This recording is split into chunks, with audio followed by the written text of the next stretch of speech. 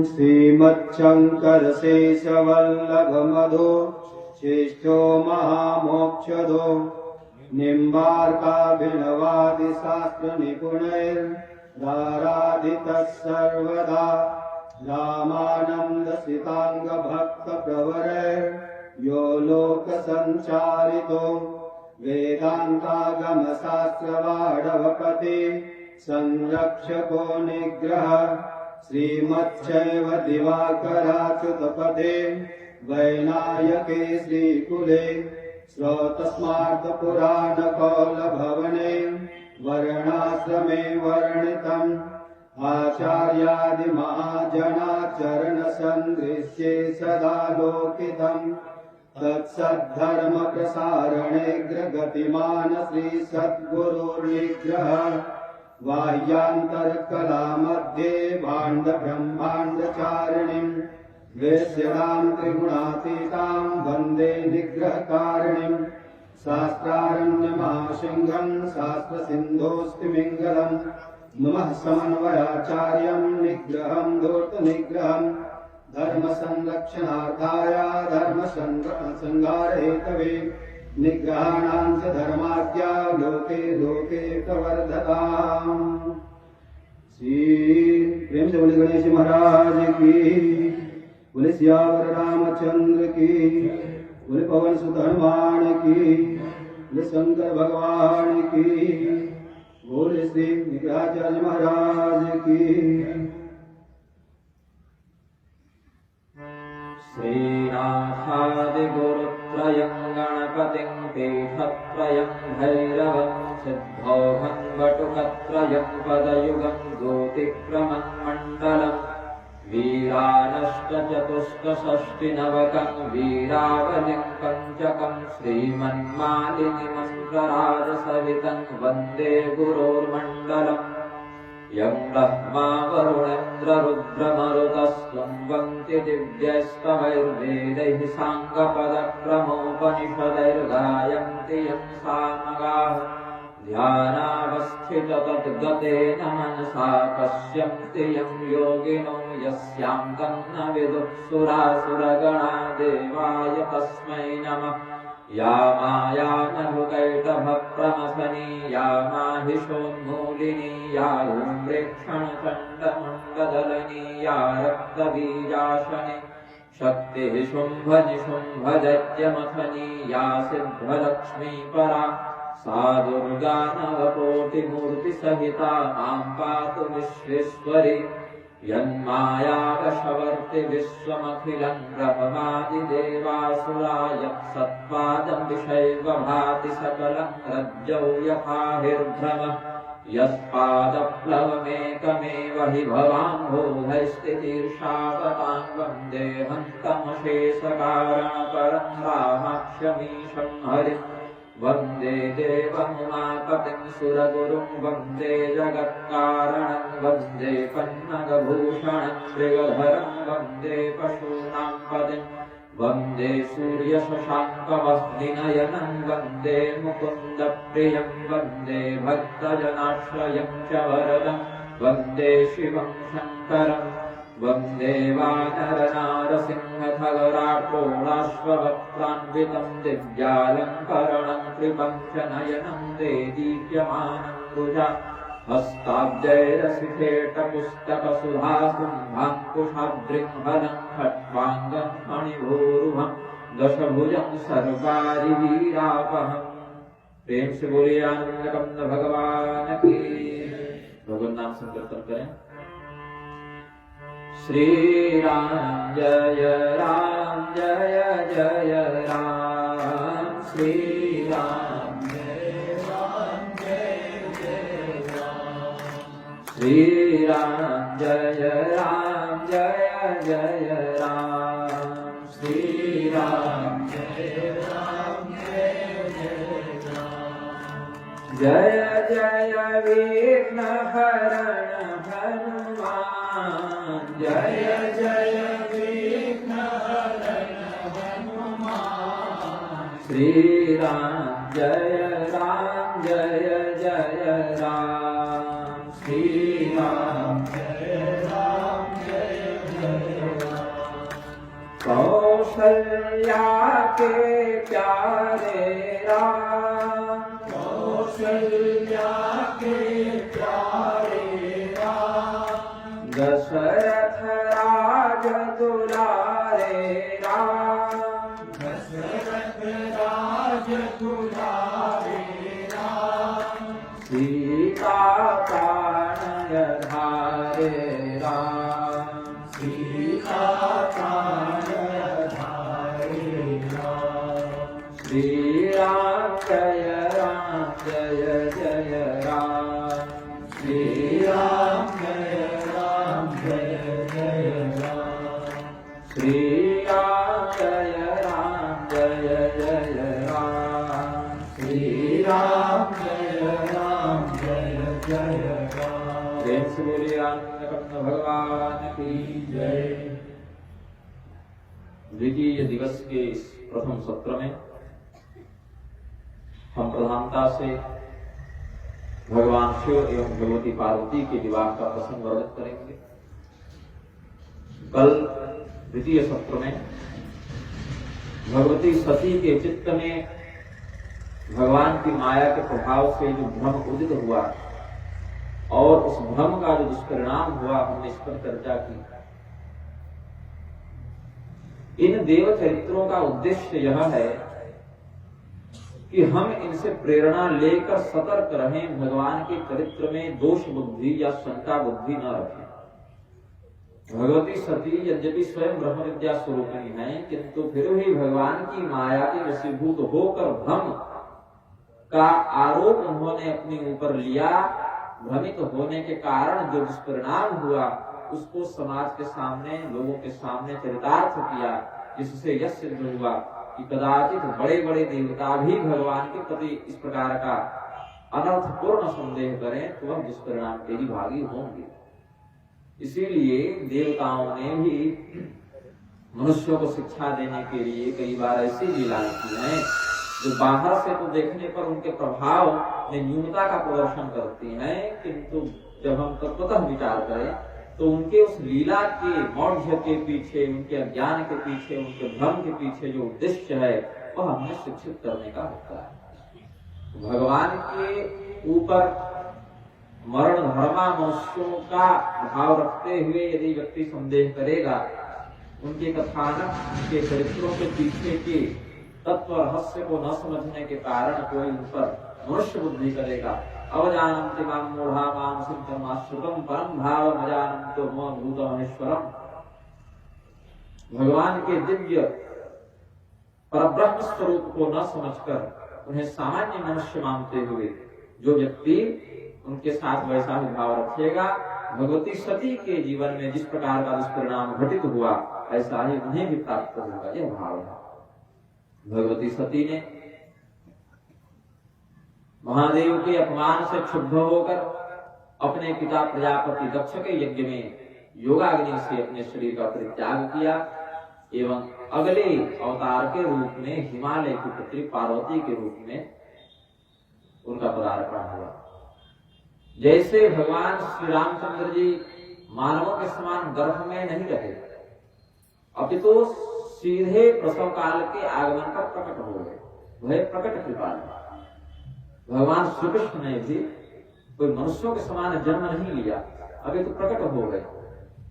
आविरासी तथा प्राच्यन दिशा पुष्कल प्रकट हो गए, अपने आप को उन्होंने संभाव्यात्म माया प्रकट कर लिया। वैसे ही भगवती पार्वती का भी अवतार प्राकृतिक रूप से गर्भजन्य नहीं हुआ है, अपितु इन्होंने भी स्वयं को सर्वप्रथम हिमालय और पार्वती के समक्ष प्रकट कर दिया था। फिर हिमालय ने जब इनके उस विश्व रूप का दर्शन किया, सर्वत्र भगवती की सत्ता देखी, तो भगवती से तत्व जिज्ञासा व्यक्त की, ब्रह्म ज्ञान की जिज्ञासा व्यक्त की, जिसको भगवती गीता के नाम से भी जानते हैं। हिमालय को देवी पार्वती ने वह ब्रह्म ज्ञान दिया। जो ज्ञान हिमालय को भगवती पार्वती ने दिया है, वही ज्ञान कुछ मात्रा में अर्जुन को भगवान कृष्ण ने और माता देवहूति को भगवान कपिल ने अपने अपने प्रसंगों में दिया है। फिर मैना के अनुरोध पर भगवती ने छोटी नवजात बालिका का रूप धारण कर लिया। जो हिमाचल की पत्नी है मेना, जो जनक की पत्नी है सुनैना, और जो वृषभानु की पत्नी है कीर्ति, ये तीनों आपस में सगी बहन थी, पितरों की कन्या है। ये तीनों पितरों की कन्या थी और तीनों सगी बहन थी। इसमें एक के घर में पार्वती के रूप में भगवती आई, एक के घर में सीता के रूप में आई और एक के घर में राधा के रूप में आई। अलग अलग कालखंड में, सत्ययुग में पार्वती के रूप से, त्रेता में सीता के रूप से, द्वापर में राधिका जी के रूप से।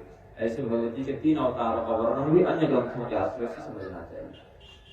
भगवती पार्वती ने जब पर्वतराज हिमालय के यहाँ पुत्री के रूप में अवतार ग्रहण किया, यद्यपि हिमालय पहले भी बहुत शोभायमान प्रतीत होते थे, बहुत दृढ़ता थी उनके व्यक्तित्व में, बहुत ही सुंदर, बहुत ही मनोरम, बहुत ही स्थैर्यत्व से वे युक्त थे, किंतु भगवती के पदार्पण होने पर उनका जो ऐश्वर्य है, उनकी जो शोभा है, इसमें और भी वृद्धि हो गई। और जो जो ऋषि महर्षि पहले हिमालय में नहीं भी रहते थे, अन्य क्षेत्रों में रहते थे, वे भी अपने अपने आश्रमों के लिए हिमालय में ही आ गए, वहीं आश्रम बना लिया, वहीं तपस्या करने के लिए पहुंच गए। पहले जो नदियां बहती थी वे और भी निर्मल हो गईं, साथ ही कुछ अन्य नदियां भी वहां प्रकट हो गईं, रत्न मणि इत्यादि के खान प्रकट हो गए, वृक्षों में और भी अधिक सुंदर फूल फल इत्यादि लगने लगे। तो हिमालय पर्वत जो पहले से शोभायमान था, उसकी विशेष शोभा हो गई। किंचित कालांतर देवर्षि नारद का आगमन हुआ। देवर्षि नारद के आने पर, देवर्षि के आने पर पर्वतराज हिमालय ने उनका बड़े भक्ति भाव के साथ समादर किया। और जैसा सामान्यतया माता पिता करते हैं कि कोई इस प्रकार से बांधा जाए तो अपनी कन्या का भविष्य जानने की इच्छा रखते हैं कि आप बताइए किससे विवाह होगा, इनके जीवन में क्या क्या घटनाएं घटित होंगी, ऐसा जो सामान्य भाव माता पिता का रहता है। उसी के कारण हिमालय ने अपनी पुत्री पार्वती के भविष्य को जानने की इच्छा से नारद मुनि के पास निवेदन किया। नारी सहित मुनि पद सिरुनावा, नारी सहित मुनि पद सिरुनावा, चरण सलिल सब भवन सिचावा, चरण सलिल सब भवन सिचावा, निज सौभाग्य बहुत गिरिवरना, निज सौभाग्य बहुत गिरिवरना, सुता बोली मेरी मुनि चरना, सुता बोली मेरी मुनि चरना। क्या पूछती है भगवती मीना? पर्वतराज हिमालय त्रिकालज्ञ सर्वज्ञ तुम्हां, गति सर्वत्र तुम्हारी, कहु सुता के दोष गुना, मुनिवर हृदय विचारी। आप तो त्रिकालज्ञ हैं, जो घटनाएं घटित हो चुकी हैं उनका भी आपको बोध है, जो अभी घटित हो रही हैं वर्तमान जगत में उन्हें भी आप जानते हैं, जो घटनाएं घटित नहीं हुई हैं, जो भविष्य में घटित होने वाली हैं, ऐसी अनागत घटनाओं को भी आप जानते हैं। नारद ने कहा क्या करें, इतनी सिद्धियों का तो है मुझे, लेकिन तुम्हें किस बात को जानना है, इस बात की जिज्ञासा है। तो अपनी पुत्री की ओर संकेत करते हुए कहा, कहु सुता के दोष गुना, मुनि बर हृदय विचार। अपने हृदय में विचार करके हमारी जो पुत्री पार्वती है उसके दोष गुणों का वर्णन करें। नारद मुनि तो पहचान गए जो साक्षात मूल प्रकृति है। ब्रह्म और पुराण में भी है, देवी भागवत में भी है, कुछ पाठ में हो सकता है, लेकिन सिद्धांत यही है, गणेश जननी दुर्गा राधा लक्ष्मी सरस्वती सावित्री तो सृष्टि विधो प्रकृति पंचधा भवेत, ये बात वर्णित है। भगवान गणेश की माता जो है जगदम्बिका दुर्गा पार्वती, वो राधा लक्ष्मी सरस्वती और सावित्री, ये 5 मूल प्रकृति के 5 भाग हैं जो सृष्टि के प्रारंभ में ही थे। तो उन्हीं मूल प्रकृति का अंश भगवती पार्वती भी है। देवर्षि नारद ब्रह्म तत्व को जानने वाले हैं, सर्वज्ञ कल्प हैं। इसीलिए जब जिज्ञासा व्यक्त की मीना ने, जिज्ञासा व्यक्त की हिमाचल ने, तो देवर्षि नारद ने ज्ञान बुद्धि से विचार किया कि ये तो साक्षात जगत जननी है, इनमें न कोई गुण है न कोई दोष है, ये सर्वथा निर्दोष भी है और मूल प्रकृति होने से निर्गुण भी है। लेकिन वर्तमान में चूंकि ये सगुण रूप को लेकर आए हैं, तो कुछ गुणों का कुछ दोषों का हमें वर्णन करना पड़ेगा। देवर्षि नारद ने कहा, तुम्हारी यह जो अंबिका नाम वाली पुत्री है, भवानी नाम वाली पुत्री है, उमा नाम वाली पुत्री है, अभी तक भगवती के नाम पड़े नहीं है, अभी केवल पार्वती यही नाम है, पर्वत की पुत्री पार्वती। लेकिन क्या कहा, नाम उमा अंबिका भवानी, इनके 3 नामों का वर्णन किया देवर्षि नारद ने, उमा, अंबिका और भवानी। बोले इन 3 नामों का अभी जब नामकरण केवल पार्वती के रूप में हुआ है, तो देवर्षि ने ये 3 नाम क्यों बताए? इसी से स्पष्ट कर दिया कि भविष्य में इनके साथ क्या क्या घटनाएं घटित होने वाली हैं। उमा कब नाम पड़ा भगवती का? जब उन्होंने यह विचार किया कि हम तपस्या करने को जाएंगे और तपस्या के फलस्वरूप भगवान शिव को पति के रूप में प्राप्त करेंगे, ऐसा जब संकल्प भगवती ने किया है, तपस्या करने के लिए जब जा रही हैं, तो मां, संस्कृत में निषेधात्मक मां का प्रयोग होता है। मां निषाद प्रतिष्ठान प्रगम शाश्वती समा यत् क्रौंच मिथुनादेकम अवधि काम मोहितम। तो मां वहां पर जो शब्द आया, उसमें अनुस्वार पुनरुद्ध इत्यादि नहीं है, केवल मां, और निषेधात्मक होता है, नहीं मत करो, इस प्रकार से ऊ संबोधन में लगाते हुए और मां निषेधात्मक, तो नहीं ऐसा मत करो, तपस्या के लिए मत जाओ, ये भाव जब मीना का बना पार्वती के प्रति, तब उमा नाम भगवती का पड़ा। ऐसा अन्य पुराणों में, महाभागवत आदि में वर्णन किया व्यास ने। अंबिका का नाम पड़ा, अंबक शब्द को दर्शनार्थ प्रयुक्त किया गया है, जिससे देखा जाए। शरण्य त्र्यंबके गौरी नारायणी नमोस्तुते इत्यादि जो भगवती के नाम है, देवी पुराण के निरुक्ताध्याय में जिनका वर्णन किया गया। अंबक कहते हैं नेत्रों को, और नेत्रों में जो दर्शन शक्ति के रूप में विद्यमान है। यत् चक्षुषा न पश्यति येन चक्षुंसि पश्यति तदेव ब्रह्मत्वं विद्धि नेदं यदिदमुपासते। इन नेत्रों से हम परब्रह्म को नहीं देख सकते। देखने के लिए परब्रह्म को किसी नेत्र की आवश्यकता नहीं, क्योंकि उसी परब्रह्म की शक्ति से इस नेत्र में देखने की शक्ति आई है। तो वह जो ब्रह्म के द्वारा इन नेत्रों को दर्शन शक्ति प्रदान की गई है, इस संसार को देखने के लिए लोक दृष्टि, देवताओं को देखने के लिए दिव्य दृष्टि, पर ब्रह्म को देखने के लिए तत्व दृष्टि, ये जो दर्शन शक्ति है, यही अंबिका के नाम से लक्षित है। फिर कहा भवानी, तो भव की पत्नी भवानी के लिए प्रसिद्ध शब्द है। तो यही बता दिया कि हम अभी जो बताने जा रहे हैं, उसमें पहले तो उमा नाम पड़ेगा, क्योंकि ये जब तपस्या करने के लिए जाएंगे तो तुम रोकोगी, बेटी तपस्या मत करो, पुत्री वन में मत जाओ, उमा भी नाम हो गया। फिर जब उन्हें भगवान शिव के प्रति ब्रह्म दृष्टि प्राप्त हो जाएगी, अभिन्नता प्राप्त हो जाएगी, तो अंबिका, और उसके बाद जब भगवान शिव के वाम भाग में बैठेंगे, तुम इनका विवाह कर दोगी भगवान शिव के साथ, तो नाम पड़ जाएगा भवानी।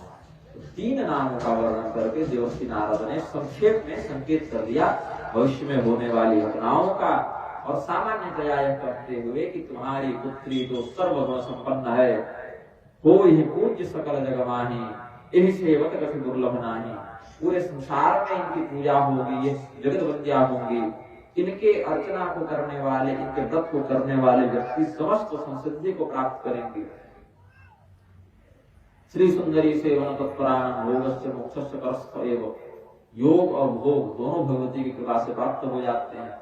यही सेवक कछु दुर्लभ नानी, इनकी सेवा करने वाले साधकों के लिए, भक्तों के लिए, प्रपन्नों के लिए कुछ भी दुर्लभ नहीं। इनका सौभाग्य सदैव अखंडित रखेगा, इनका सौभाग्य कभी क्षीण नहीं होगा, क्योंकि भगवान शिव स्वयं परब्रह्म है, वो तो नष्ट हो नहीं सकते, अविनाशी है भगवान शिव। तो जो अविनाशी की शक्ति हो वह भी नित्य सौभाग्यवती होती है, उनके सौभाग्य की हानि नहीं हो सकती। भगवती के लिए भी तव जननी सौभाग्य महिमा ऐसे कहते हैं आनंद लहरी शंकराचार्य ने तव जननी सौभाग्य महिमा, उनके सौभाग्य की महिमा का वर्णन किया। फिर देवर्षि नारद बोले, यद्यपि इन सभी सद्गुणों से तुम्हारी पुत्री संपन्न है, ये सब दुर्लभ गुण तुम्हारी पुत्री में सहज प्रतिष्ठित है, किंतु तुमने कहा कहु सुता के दोष गुण मुनि पर हृदय में विचार करके इसके दोष गुणों का व्याख्यान करें। तो हम गुणों का व्याख्यान तो कर चुके, अब कुछ दोषों का व्याख्यान भी करते हैं। अब इनके कान खड़े हो गए, क्या दोष है हमारा, उस दोष का निवारण क्या होगा ये बताइए, क्या पूजा कराएं, क्या पाठ कराएं, क्या अंगूठी पहनाएं, जो क्या कुछ बच्ची से करवा दें, कुछ हम स्वयं कर लें। बोले नहीं, अभी आवश्यकता नहीं है, कोई बाला रिश्त तो है नहीं, कोई ग्रह दशा तो बिगड़ी है नहीं, समस्या इनके ससुराल पक्ष से आने वाली है। ससुराल में क्या विलंबना, ये तो और गंभीर समस्या है, इस पर तो जल्दी समाधान करना चाहिए।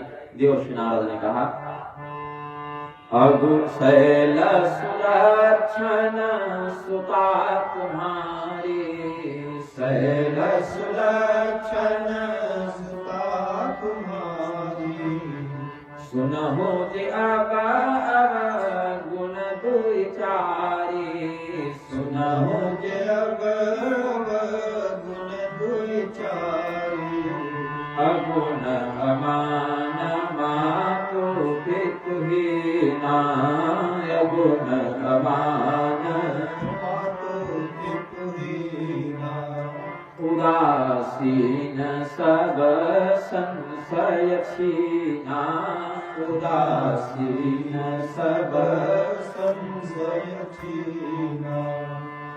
यहाँ पर भगवान शिव के प्रति कुछ वचनों का प्रयोग किया देवर्षि नारद ने, जो बाहर से देखने से तो अवगुण के समान प्रतीत होते हैं, किंतु तत्व दृष्टि से देखने पर ये भगवान शिव के विशिष्ट गुण के रूप में लक्षित है।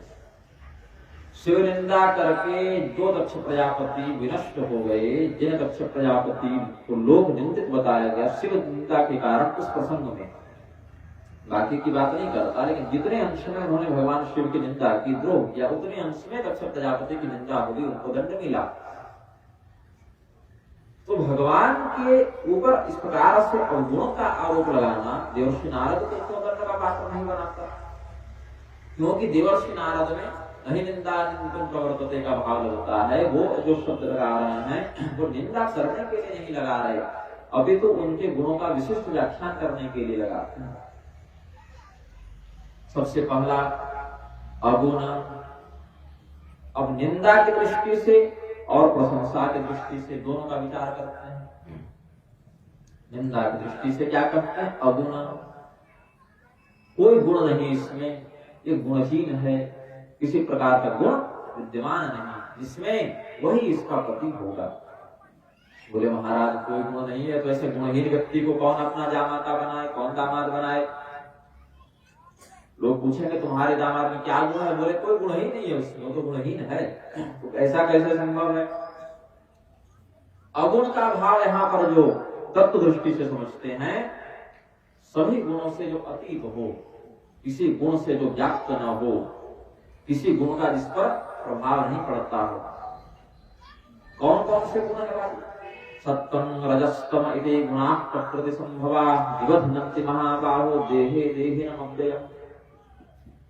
सत्व गुण, रजोगुण और तमोगुण, ये तीनों गुण प्रकृति जन्य हैं, और इस शरीर में जो चेतन वास करता है, जो जीवात्मा वास करता है, उसको व्याप्त करते हैं ये तीनों गुण। बोले भगवान शिव को क्यों व्याप्त नहीं करते, क्योंकि वे देहबद्ध चेतन नहीं है, देह विनिर्मुक्त चेतन है। दुष्वद्दोपरि ही रुच्यते जयस्तु सहीनस्तंडुलेत कथ्यते। जो अन्न है जब छिलके से ढका रहता है तो उसे धान कहते हैं, और छिलका हट जाए तो उसे चावल कहते हैं। छिलके से आवृत अन्न को धान कहते हैं, छिलका हट जाए तो हम उसे चावल कहते हैं। उसी प्रकार से पाशबद्ध सदा जीव, पाशमुक्त सदा शिव। जो कर्म पाश के वशीभूत है, घृणा भय लज्जा दुखादि इष्टपाश आदि से बंधा हुआ है, उसको जीव कहते हैं। जो कर्म पाश से मोहादि इष्टपाश से मुक्त है, उसको शिव कहते हैं। तो इस शरीर में रहने वाले जीवात्म संज्ञक चेतन को तो यह तीनों गुण बांधते हैं, किंतु देह विनिर्मुक्त शिव को ये गुण नहीं बांधते। ये भगवान शिव सत्व गुण से, रजोगुण से, तमोगुण से सर्वथा परे हैं। यद्यपि संहार रूपी क्रिया को करने के समय भगवान शिव तमोगुण का आश्रय लेते हैं। नारायण भूल लगता है यार, अगरबत्ती है ना? हाँ अगरबत्ती है, समस्या है।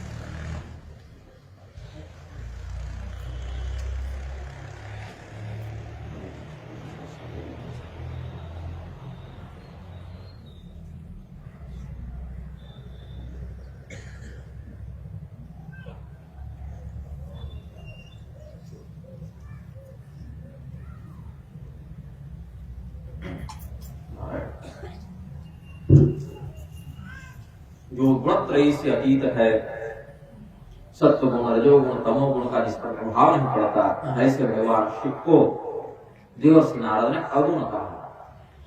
मतलब उनमें कोई गुण नहीं है, वह गुणों से निर्मुक्त हैं, गुणों से अतीत हैं। बैठ जाइए।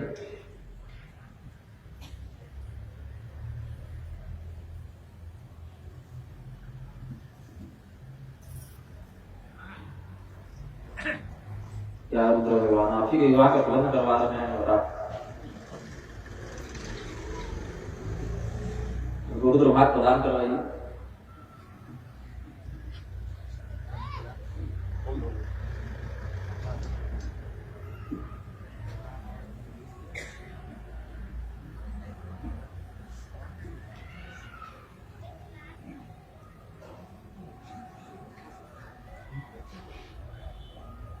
विलज्ज उद्गायते नृत्यते च मधुभक्ति युक्तो भजन पुनाते।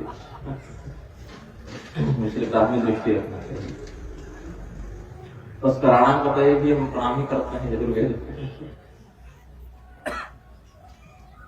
अमान दूसरा लक्षण क्या बताया? अमान।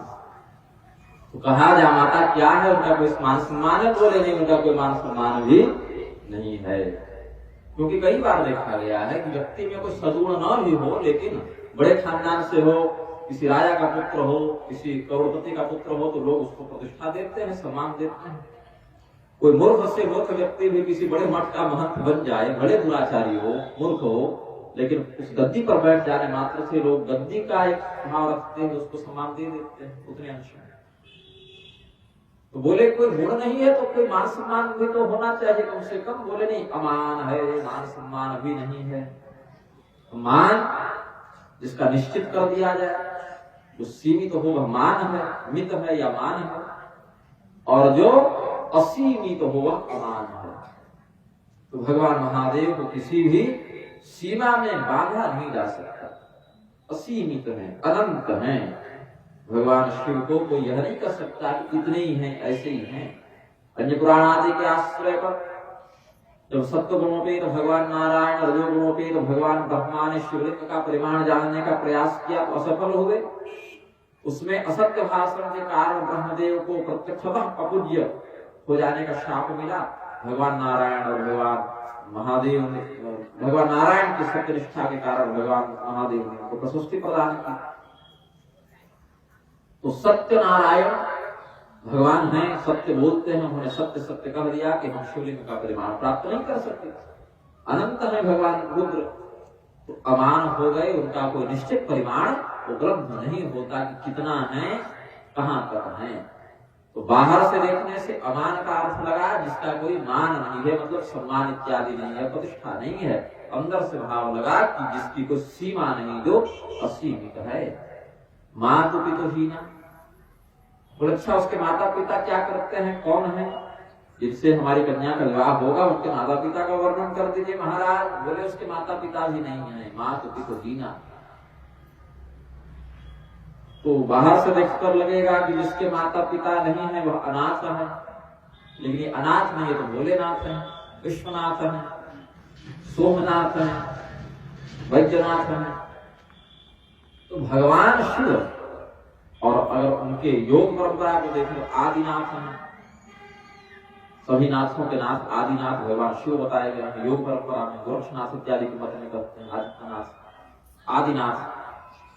तो भगवान महादेव को यहाँ बताया देवर्षि नारद ने, मातु पितु हीना, माता पिता से रहित हैं, विहीन हैं।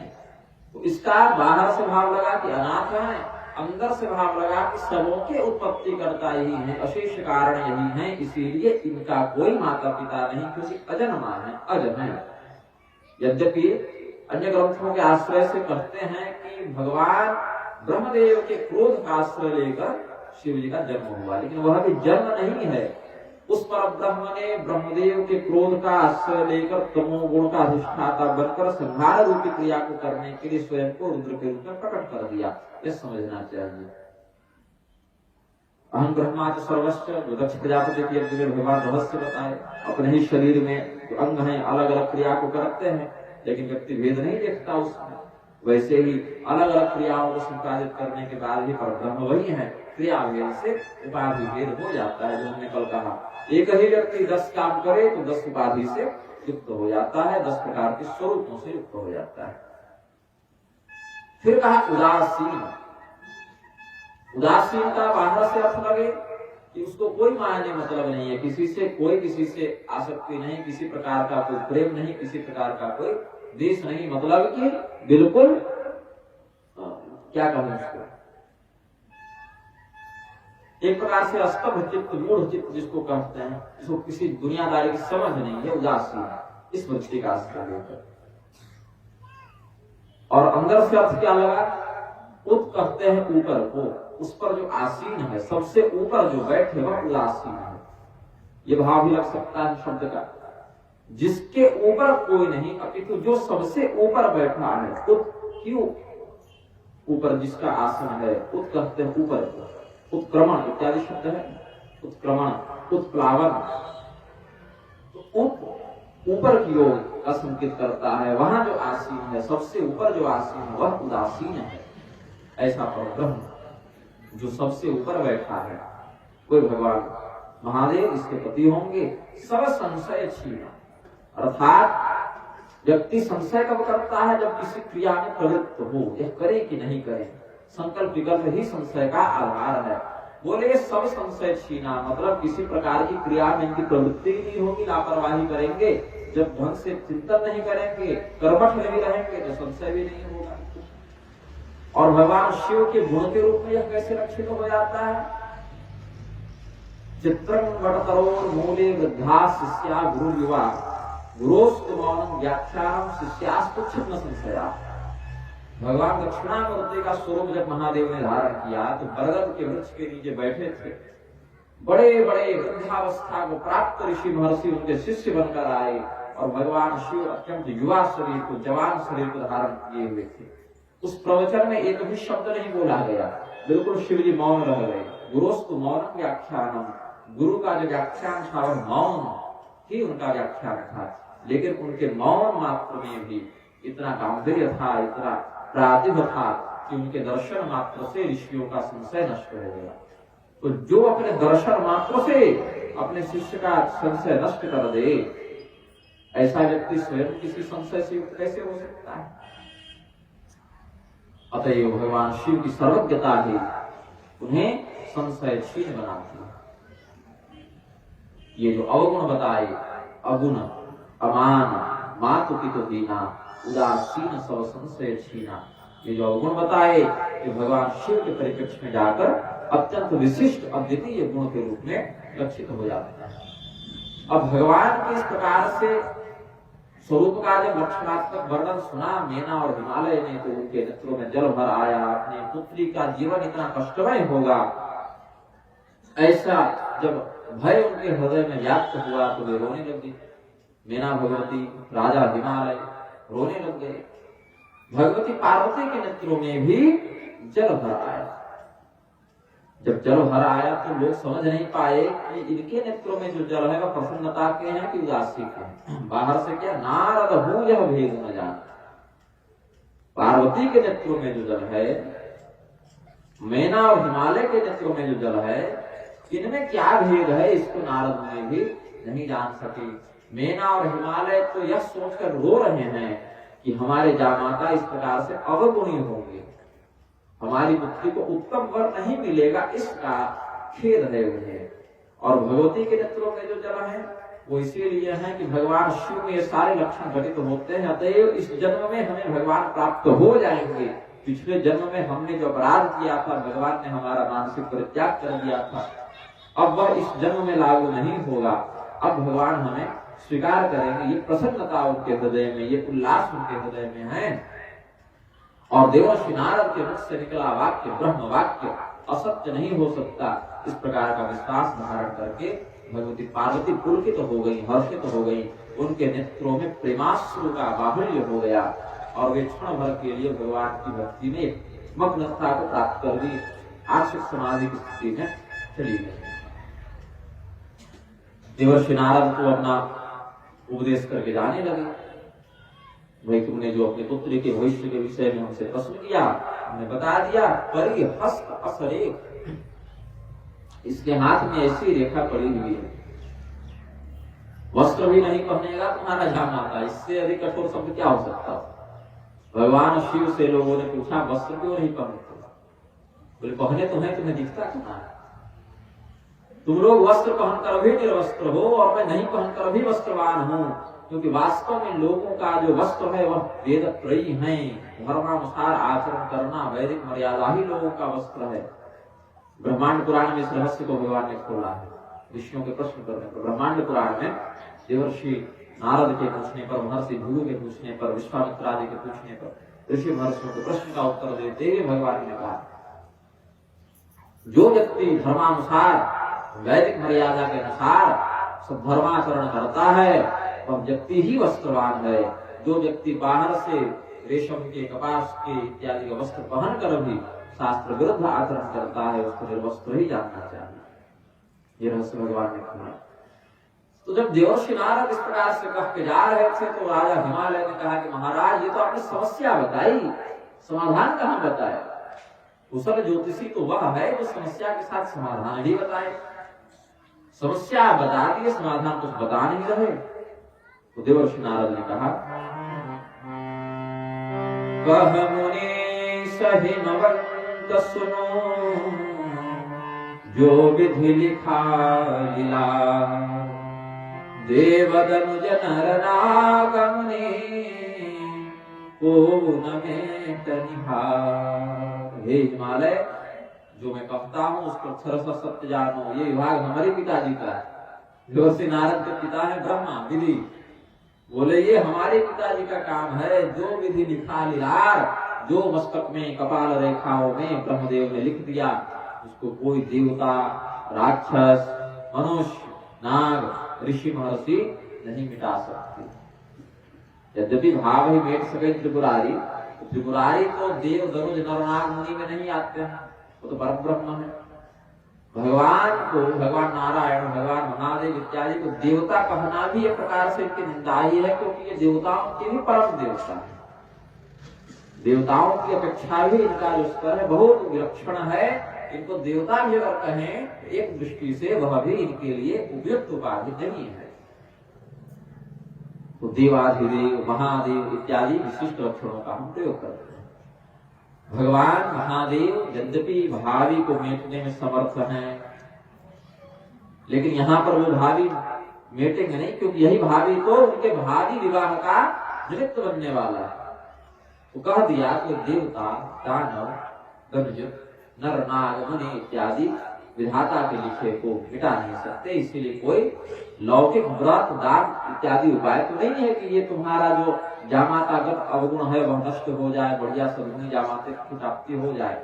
लेकिन एक इसमें अपवाद हो सकता है कि जितने जितने हमने अमंगलकारी तत्वों का तुम्हारे सामने वर्णन किया, तो सभी अमंगलकारी तत्व जाकर भगवान शिव में मंगल सूचक प्रभाव को धारण कर लेते हैं। इस प्रकार से जे जे बर के दोष बखाने, जे जे बर के दोष बखाने, ते सब शिव कहीं मैं अनुमाने, सब शिव परी जो विवाह शंकर सन होई, जो विवाह शंकर सन होई, दो सब गुण सम कह सब होई, दो सब गुण सम कह सब होई।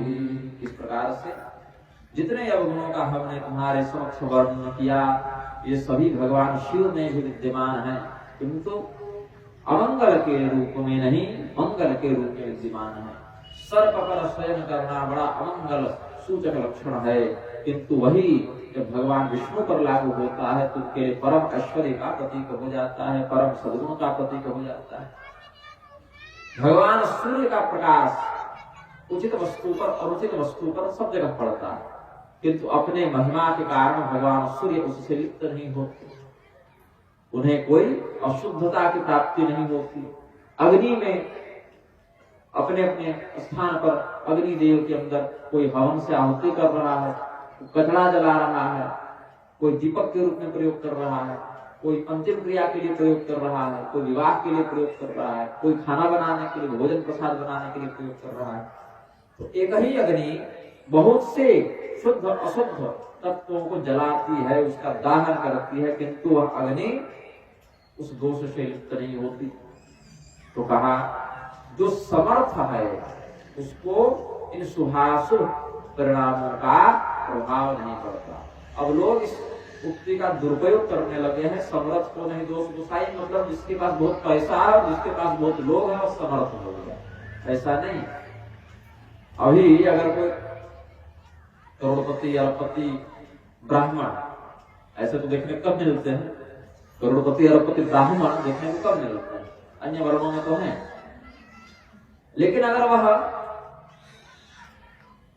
विजातीय या विधर्मी विवाह कर ले तो लोग क्या करेंगे, जानते हैं वह गलत क्या है, लेकिन बहुत प्रखरता से उसका विरोध नहीं कर पाएगा, उसके धनबल के कारण।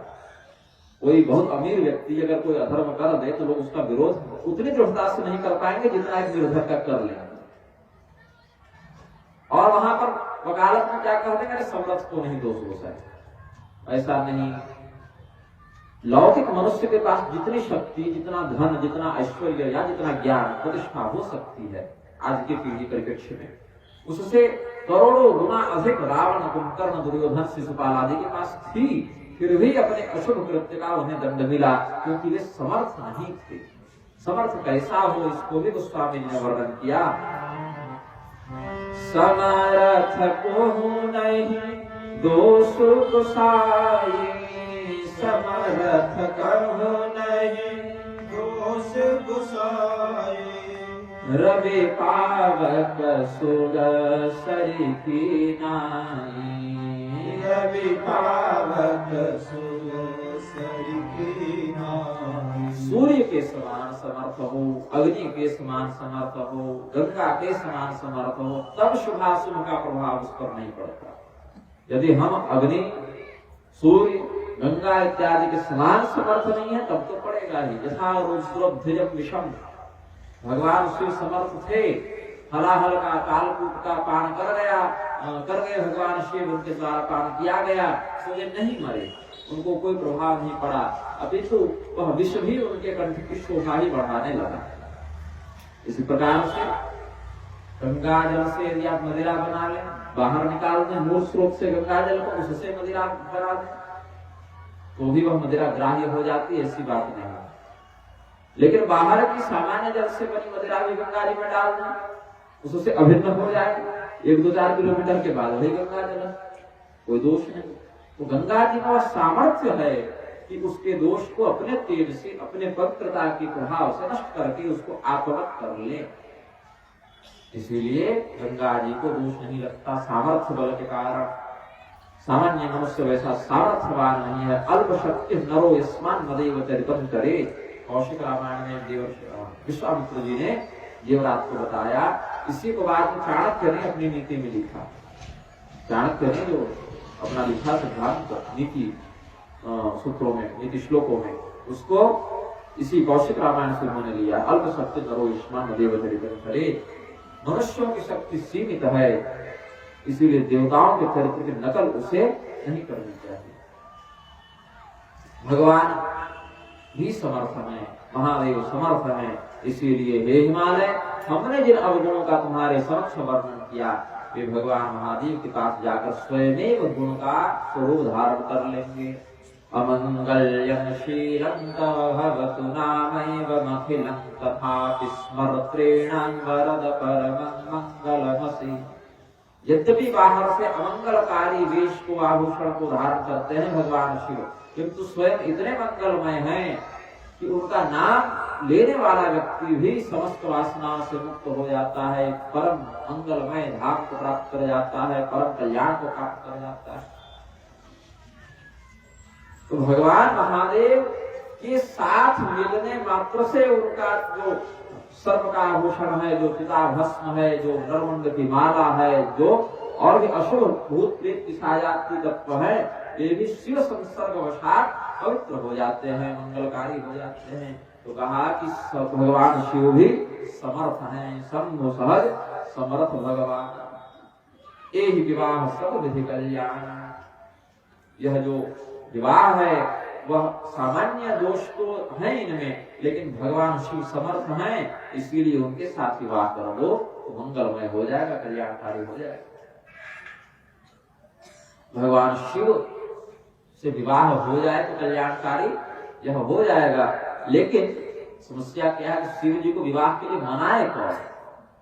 हमने तो उपाय बता दिया, हमारी ओर से बात हमने तय कर ली, लेकिन सामने वाले पक्ष से भी तो स्वीकृति मिलनी चाहिए। और यहां से आगे क्या करना है तुम देख लो, हमने मार्ग दिखा दिया, चलना तुम्हें स्वयं है। तो शिव जी को प्राप्त करना तो बड़ा कठिन है। शिव जी के पास ऐसे ही थोड़े चले गए कि आप हमारे पुत्री से विवाह कर ले, ऐसा कह दिया तो भगवान ने कहा ठीक है मुहूर्त निकलवा, ऐसा तो संभव नहीं है। भगवान शिव को प्राप्त करना है तो उसके लिए अद्भुत समर्पण, अद्भुत भक्ति, तपोबल की आवश्यकता है। ऐसा विचार करके भगवती पार्वती ने तपस्या का संकल्प किया। मीना भगवती ने तो स्वीकृति नहीं दी, पहले माता जी ने तो स्वीकृति नहीं दी, बोली मेरी पुत्री का विवाह नहीं होगा, ये स्वीकार है, ऐसे वर्ष से हम विवाह नहीं करेंगे। क्योंकि वे जब सुनी पहले कि मेरे जामाता में यह दुर्गुण होंगे, तो बाद में देवर्षि नारद ने जो समाधान दिया उसको उतने ध्यान से सुन नहीं पा रही। तो हिमालय से कहा कि मुझे अपनी कन्या जीवन भर घर में रह जाए, इस बात से आपत्ति नहीं, किंतु ऐसे दुर्गुणी अवगुणी जामाता से हम इसका विवाह नहीं करेंगे। जब हिमालय से ऐसा कहा मीना देवी ने, हिमालय ने कहा थोड़ा धैर्य धारण करो, देवर्षि नारद ने कहा है यह वचन अवश्य ही सत्य होगा, और जिसके भाग्य में जो लिखा है वो तो होकर ही रहेगा, हम चाहे चाहे नहीं चाहे। जब कह दिया परिहस्त असरेख, उस पर किसी का तो नियंत्रण नहीं है। जो विधि लिखा लीलार कोम न मेठनिहार, ये कहा था। दोनों पंक्तियों का सार क्या है, जो विधाता ने लिख दिया उसको कोई नहीं मिटा सकता। तो हम यदि अपने आप से संकल्प कर भी ले घर में अपनी ओर से कि हमें अपनी कन्या का विवाह करना ही नहीं है, फिर भी हमारे नियंत्रण से प्रकृति नहीं चलती है, किसी का भाग्य हम नियंत्रित नहीं करते। तो जो होगा देखा जाएगा। अभी भगवान का स्मरण करो, चिंता छोड़ो, अभी कल ही पुत्री का विवाह नहीं करना है हमें, अभी तो बच्ची छोटी है हमारी, अभी तो विवाह में समय है। तो जब वो समय आएगा तब देखेंगे। बाकी समस्त चिंताओं का परित्याग करके भगवान का चिंतन करो, चिंता नहीं चिंतन करो, भगवान का स्मरण करो। अब भगवती पार्वती जाना चाहे तपस्या के लिए, घर वाले जाने नहीं दें, माता पिता की अवहेलना करके तपस्या भी नहीं करनी चाहिए। भगवती स्वयं कैसे इस मर्यादा को तोड़ दें। कन्याशील होता है ना, कन्या में शील होना चाहिए, उस शील का, साधुता का परित्याग करके घर से भागकर तपस्या करना उनके लिए उचित नहीं था, मर्यादित नहीं था। तो ऐसा विचार करने लगी भगवती कि हम क्या कहें कि माता पिता जाने की अनुमति दे दें। तो स्वयं ही अपनी माया का प्रयोग करके, माया के भी 3 प्रायोगिक भेद हैं, विश्वमोहिनी, जनमोहिनी, आत्ममोहिनी। तो जिसका प्रयोग करके भगवान संसार को अज्ञान के मोह में डालते हैं वह विश्वमोहिनी माया है।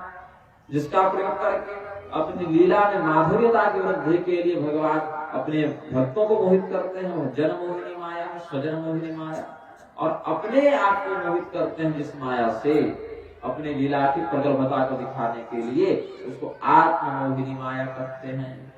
जैसे लक्ष्मण जी के शक्ति बाण लग जाने पर भगवान श्री रामचंद्र जी ने स्वयं को अपनी माया से दुखी दिखाते हुए लीला की, सीता जी के वियोग में दुखी दिखाते हुए लीला की। भगवती सीता जी को पुष्प वाटिका में देखकर रात्रि में उनका चिंतन करते हुए प्रेम में निमग्न होने की स्वमोहिनी माया का उन्होंने प्रवर्तन किया, प्रदर्शन किया। तो भगवान या भगवती भी अपने अवतारों में जो अवतार का उद्देश्य है, घटनाक्रम जैसा चलना चाहिए, उसको पूर्णता प्रदान करने के लिए स्वजन मोहिनी माया का विस्तार करते हैं। वसुदेव और देवकी को जब बोध हुआ कि ये कृष्ण बलराम तो हमारे पुत्र नहीं अपितु परब्रह्म हैं, तो भगवान ने अपनी स्वजन मोहिनी वैष्णवी माया का प्रयोग करके उसके चित्त के ज्ञान को ढक दिया और ज्ञान के स्थान पर प्रेम वात्सल्य का उद्गार स्फुटित कर दिया। भगवती ने भी यहाँ पर यही किया। उनके माता पिता के अंदर जो भय व्याप्त हो रहा था, जो संकोच व्याप्त हो रहा था, जिसके कारण भगवती तपस्या करने के लिए नहीं जा पा रही थी, उसमें जो विघटन, जो त्रुटि उत्पन्न हो रही थी, उसको दूर करने के लिए भगवती ने क्या कहा?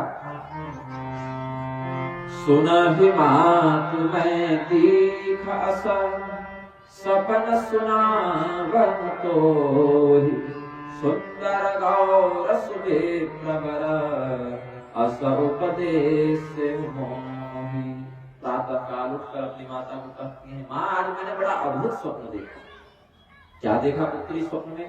एक बहुत ही सुंदर कोई ब्राह्मण है, बड़े तपस्वी हैं, गौर वर्ण के हैं, उन्होंने मुझसे बड़ी अच्छी बात कहा। बोले बताओ बताओ, संतों का दर्शन तो बड़ा शुभ है, क्या उन्होंने कहा तुम्हें?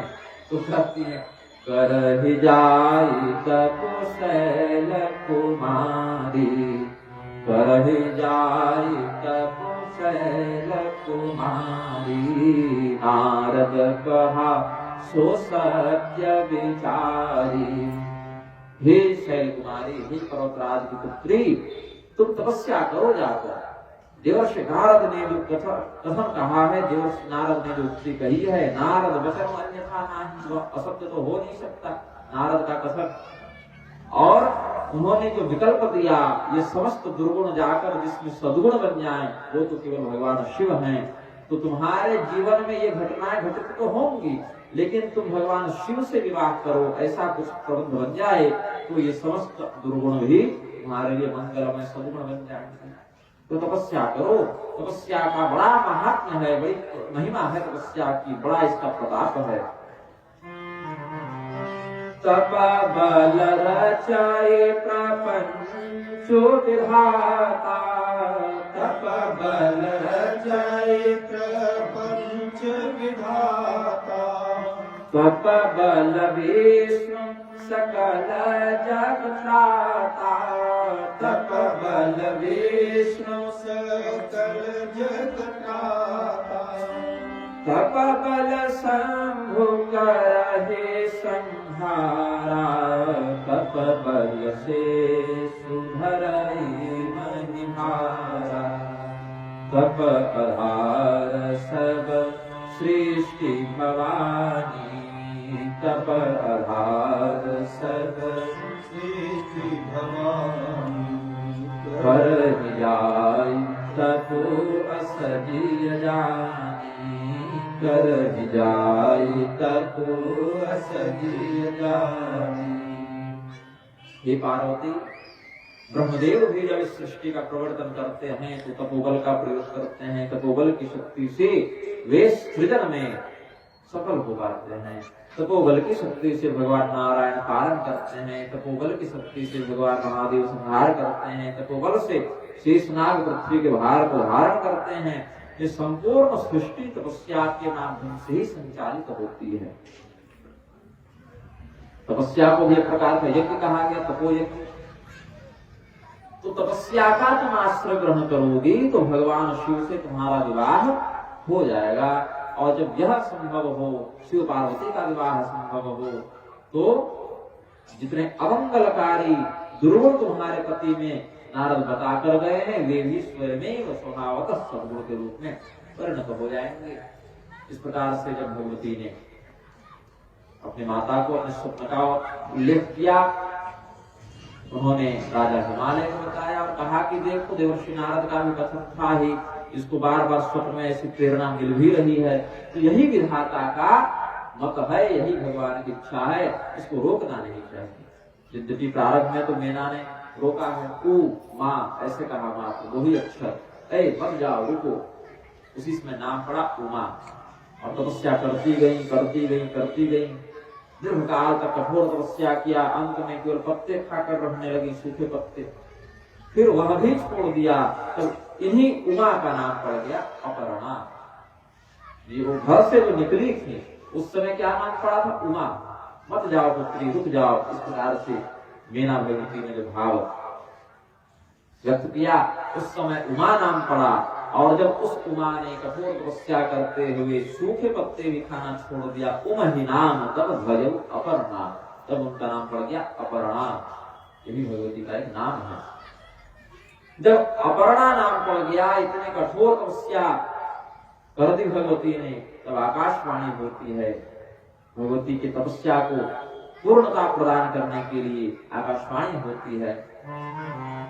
भयउ मनोरथ सुफल तव, सुन गिरिराज कुमारी, परिहर दुसह कलेश सब, अब मिलिहे त्रिपुरारी। तुमने जो तपस्या की, इतना कठोर व्रत किया, अपने शरीर को सुखा दिया तपस्या करके, वह पूर्ण हुआ, सफल हुआ।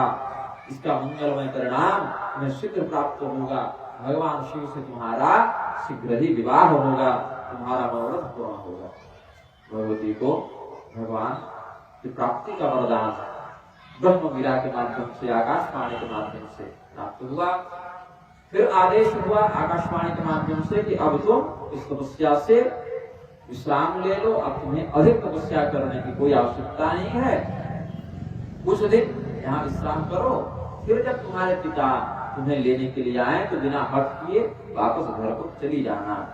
वहां पर जिद मत करना कि मैं यही छोड़ दी, जब और तपस्या करनी है। जो तुम्हारा परम उद्देश्य था वह सफलीभूत हो जाएगा। अब इधर से भगवान शिव की स्थिति का वर्णन प्रारंभ किया गोस्वामी जी ने। पार्वती जी का तो इतना हमने चरित्र बता दिया। सती देवी के देह त्याग के बाद से शिव जी की क्या स्थिति है तो बताया, जब ते सती जाय तनु त्यागा, जब ते सती जाय तनु त्यागा, तब ते शिव मन भयउ विरागा, तब ते शिव मन भयउ विरागा। जपहि सदा रघुनायक नामा, जपहि सदा रघुनायक नामा, जहाँ तहाँ सुनहि राम गुण गामा, जहाँ तहाँ सुनहि राम गुण गामा।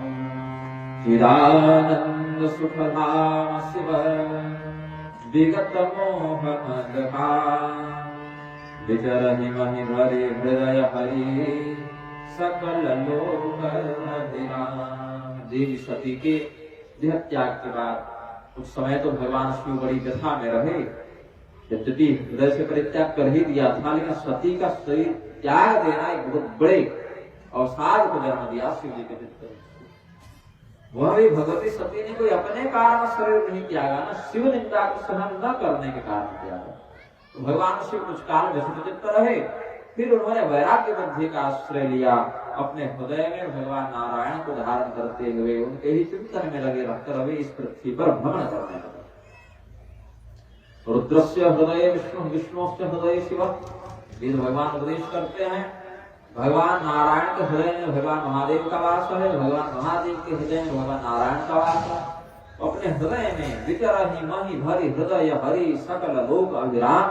संपूर्ण संसार को आनंदित करने वाले भगवान नारायण को अपने हृदय में स्थापित करके भगवान शिव विचरण करने लगे। कुछ काल के बाद भगवान श्री रामचंद्र जी के स्वरूप में वो निष्ठा रखते थे, उस रूप के प्रति उनका सहज भाव प्रदर्शित होता था। राम तत्व पर उनकी विशेष आस्था थी भगवान शिव की। तो श्री रामचंद्र जी के ही रूप में भगवान ने दर्शन दिया और कहा कि पार्वती जी के रूप में सती का पुनर्जन्म हो चुका है। आपकी प्राप्ति के निमित्त पार्वती बहुत कठोर तपस्या भी कर रही हैं, इसीलिए हे महादेव, आप जो वैराग्य वृत्ति को लेकर अभी चल रहे हैं इसको यथाशीघ्र पूर्ण कर लीजिएगा, और जब विवाह के लिए आपके पास प्रस्ताव भेजा जाएगा तो उसको स्वीकार कर लीजिएगा। भगवान महादेव बोले, प्रभु फिर मत फंसाइए। एक बार मैंने विवाह किया था, फिर सती के माध्यम से आपका जो तिरस्कार हुआ, तिरस्कार ही कहेंगे, भगवान की परीक्षा लेने के लिए गई हूँ सीता का रूप बना के, तिरस्कार ये प्रकार से हुआ। मैं नहीं चाहता ये सब फिर से हो। बोले देखिए, माता पिता गुरु और स्वामी की आज्ञा को बिना विचारे ही कर देना चाहिए। अब भगवान अगर ऐसे देखे तो रुद्र की उत्पत्ति ब्रह्म क्रोध से और ब्रह्म की उत्पत्ति पद्मनाभ से हुई, भगवान विष्णु के नाभि कमल से। तो इस प्रकार से हम आपके पूर्वज लग गए इस दृष्टि से, और गुरु किस दृष्टि से लगे तो भगवान महादेव तमोगुण के अधिष्ठाता है, तमोगुण के ऊपर गुरुता को धारण करता है रजोगुण, और रजोगुण के ऊपर की गुरुता को धारण करता है सत्वगुण। तो जो गुरुता को धारण करे वह गुरु है। ऊर्ध्वं गच्छन्ति सत्वस्था, मध्ये तिष्ठन्ति राजसा, जघन्य गुण प्रतिष्ठा, अधो गच्छन्ति तामसाः। तमोगुण के ऊपर रजोगुण और रजोगुण के ऊपर की गुरुता सत्वगुण के पास है, तो इसीलिए आपके गुरु लग गए हम। तो बहुत बढ़िया। और स्वामी स्वामी सेवक सखा तो हम लोग एक दूसरे के हैं, एक दूसरे के इष्ट भी हैं, एक दूसरे के साधक भी हैं, एक दूसरे के साध्य भी हैं। तो अभी मैं आपको आदेश दे रहा हूं महादेव, अभी यहाँ पर मैं ही आपका इष्ट बन गया, मैं ही आपका गुरु बन गया, मैं ही आपका स्वामी बन गया। भगवान ने सख्य भाव से कहा, आप बिना विचारे मेरी बात मान लीजिए। भगवान के ऐसे संकेत को समझकर शिव जी ने भी सहमति दी। मात पिता गुरु प्रभु कह बानी, बिना विचार करे सो जाने। इसीलिए प्रभु आपने जिस प्रकार का हमारे समक्ष आदेशात्मक व्यवहार किया है, हम आपको अपना माता पिता गुरु स्वामी इत्यादि मानते हुए हम कोई बुरा ग्रह नहीं करेंगे। आपने जो कहा हम स्वीकार कर लेते हैं। हमें भी यह ज्ञात है कि पार्वती मेरी प्राप्ति के लिए तपस्या कर रही है, और तपस्या का फल तो उन्हें प्राप्त होगा ही, भगवती की तपस्या तो निष्फल होगी नहीं। तो आपके आदेशानुसार हम पार्वती से विवाह कर लेंगे। अब देखिए, पहले जब विवाह किए थे अपनी इच्छा से किए थे, इसलिए स्वयं उसकी जिम्मेदारी स्वीकार की। बोले अब आपके आदेश से कर रहे हैं, कुछ बात ऊपर नीचे होगी तो आप जिम्मेदार होंगे, मैं नहीं रहा। यद करोसि यदस्नासि यज्जुहोसि ददासि यद तपस्यसि कौन्तेय तत्पुरुषो मदर्पणः। अपने मन से नहीं कर रहा। कहते हैं ना आजकल के बच्चे भी, माता पिता कहने पर मैं विवाह कर रहा हूँ, कुछ ऊपर नीचे होगा तो मुझे कहने मत आना।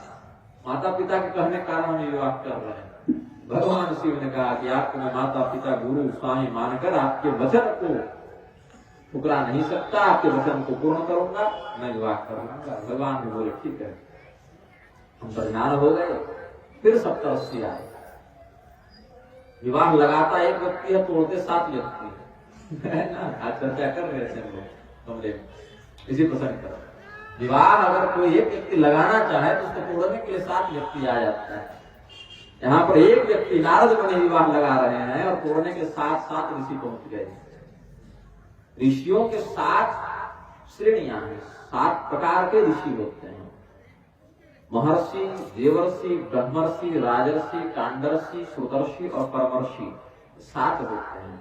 फिर इन 7 में बहुत ही श्रेष्ठ होते गए, उनको फिर 7 से एक को लेकर सप्तर्षि बना दिए। महर्षि, देवर्षि, ब्रह्मर्षि, परमर्षि, कांडर्षि, श्रुतर्षि और राजर्षि में जो सर्वश्रेष्ठ होते गए, उन्हीं में से 7 को चुनकर कैबिनेट में डाल दिए, वो सप्तर्षि मंडल में डाल दिए। तो देवर्षि नारद भी किसी काल में सप्तर्षि मंडल को सुशोभित करेंगे, किसी काल में व्यास जी भी सप्तर्षि मंडल को सुशोभित करेंगे, कभी वशिष्ठ जो ब्रह्मर्षि हैं ये भी सप्तर्षि मंडल में चले जाएंगे। तो भगवान महादेव ने सप्तर्षियों का आवाहन किया और कहा कि पार्वती जी के प्रेम की जाकर परीक्षा लो। पिछले जन्म में बड़ी परीक्षा ले रही थी ना। पिछले जन्म में क्या कहा था, तो कि न जाए परीक्षा ले हो, जो तुम रे मनति संदेह हो। तो भगवती सती के रूप में उनको बड़ी परीक्षा लेने की इच्छा होती थी, भगवान की परीक्षा लेने चली गई। इस बार जरा उनके निष्ठा की परीक्षा हम लेकर देखें कि हमसे कितना प्रेम करती हैं वो। तो भगवान शिव ने जब सप्तर्षियों को कहा, पार्वती पह जाय तुम्हें प्रेम परीक्षा ले, गिर प्रेर पठय भवन दूर करे हो संदेह। पार्वती जी को जाकर मेरे विरुद्ध कुछ कहना, जिससे उनके प्रेम की गहराई का पता चले, उनकी परीक्षा तुम लेना और समयानुसार पार्वती जी को लाने के लिए हिमालय को भेजाकर सूचित करो कि हिमालय को तो पता नहीं है घर में बैठे बैठे उनकी तपस्या कब पूरी होगी, अभी तक तपस्या कहाँ पहुंची है, तो तुम हिमालय को जाकर बता दो कि पार्वती की तपस्या पूरी हो गई। फिर पार्वती जी की परीक्षा लेना और उनको वापस घर भेजवाने का प्रबंध करना। तो सप्तर्षियों ने जाकर सर्वप्रथम भगवती का दर्शन किया। ऐसा प्रतीत हुआ जैसे मूर्तिमंत तपस्या ही यहाँ, मूर्तिमती तपस्या ही यहाँ पर उपस्थित है। मूर्तिमंत तपस्या जैसी तपस्या के अधिष्ठात्री देवी भगवती पार्वती ही हैं। इस प्रकार से अपनी प्रभा से प्रदीप्त स्वरूप वाली पार्वती को उन्होंने देखा। तो ऋषि महर्षियों ने यद्यपि जानते थे कि परीक्षा लेना था, जाकर प्रश्न किया कि अवराध हो का तुम चहबो, केहि अवराध हो का तुम चहबो, हम सन सत्य मरण किन कहबो, हम सन सत्य मरण किन कहबो, कहत वचन मनु अति सकुचाई, कहत वचन मनु अति सकुचाई, हंसी हम सुनी हमारी जड़ताई, हंसी हम सुने हमारी जड़ताई। ऋषि महर्षियों ने कहा कि आप किसकी तपस्या कर रही हैं, किसकी आराधना कर रही हैं, किस इच्छा से यह तपस्या कर रही हैं, आपकी क्या कामना है। यदि आपको हमें बताने की इच्छा हो, लगे कि बताना चाहिए, क्योंकि तपस्या साधना छिपा कर करने का विषय है, ये सब सर्वों के सामने प्रकाशित नहीं करते ऋषि महर्षि कि हम किस देवता की किस विधि से किस उद्देश्य से आराधना कर रहे हैं। तो ऋषि महर्षियों ने कहा यदि आपको उचित लगे तो बताएं कि किस देवता की आप आराधना कर रही हैं, किस उद्देश्य से आराधना कर रही हैं। तो भगवती पार्वती ने लज्जित होकर कहा, क्योंकि अब उनको बताना है पति की कामना से कर रही हूँ, तो स्त्रियों के लिए ऐसा विषय थोड़ा लज्जास्पद हो जाता है, शर्मा जाती है।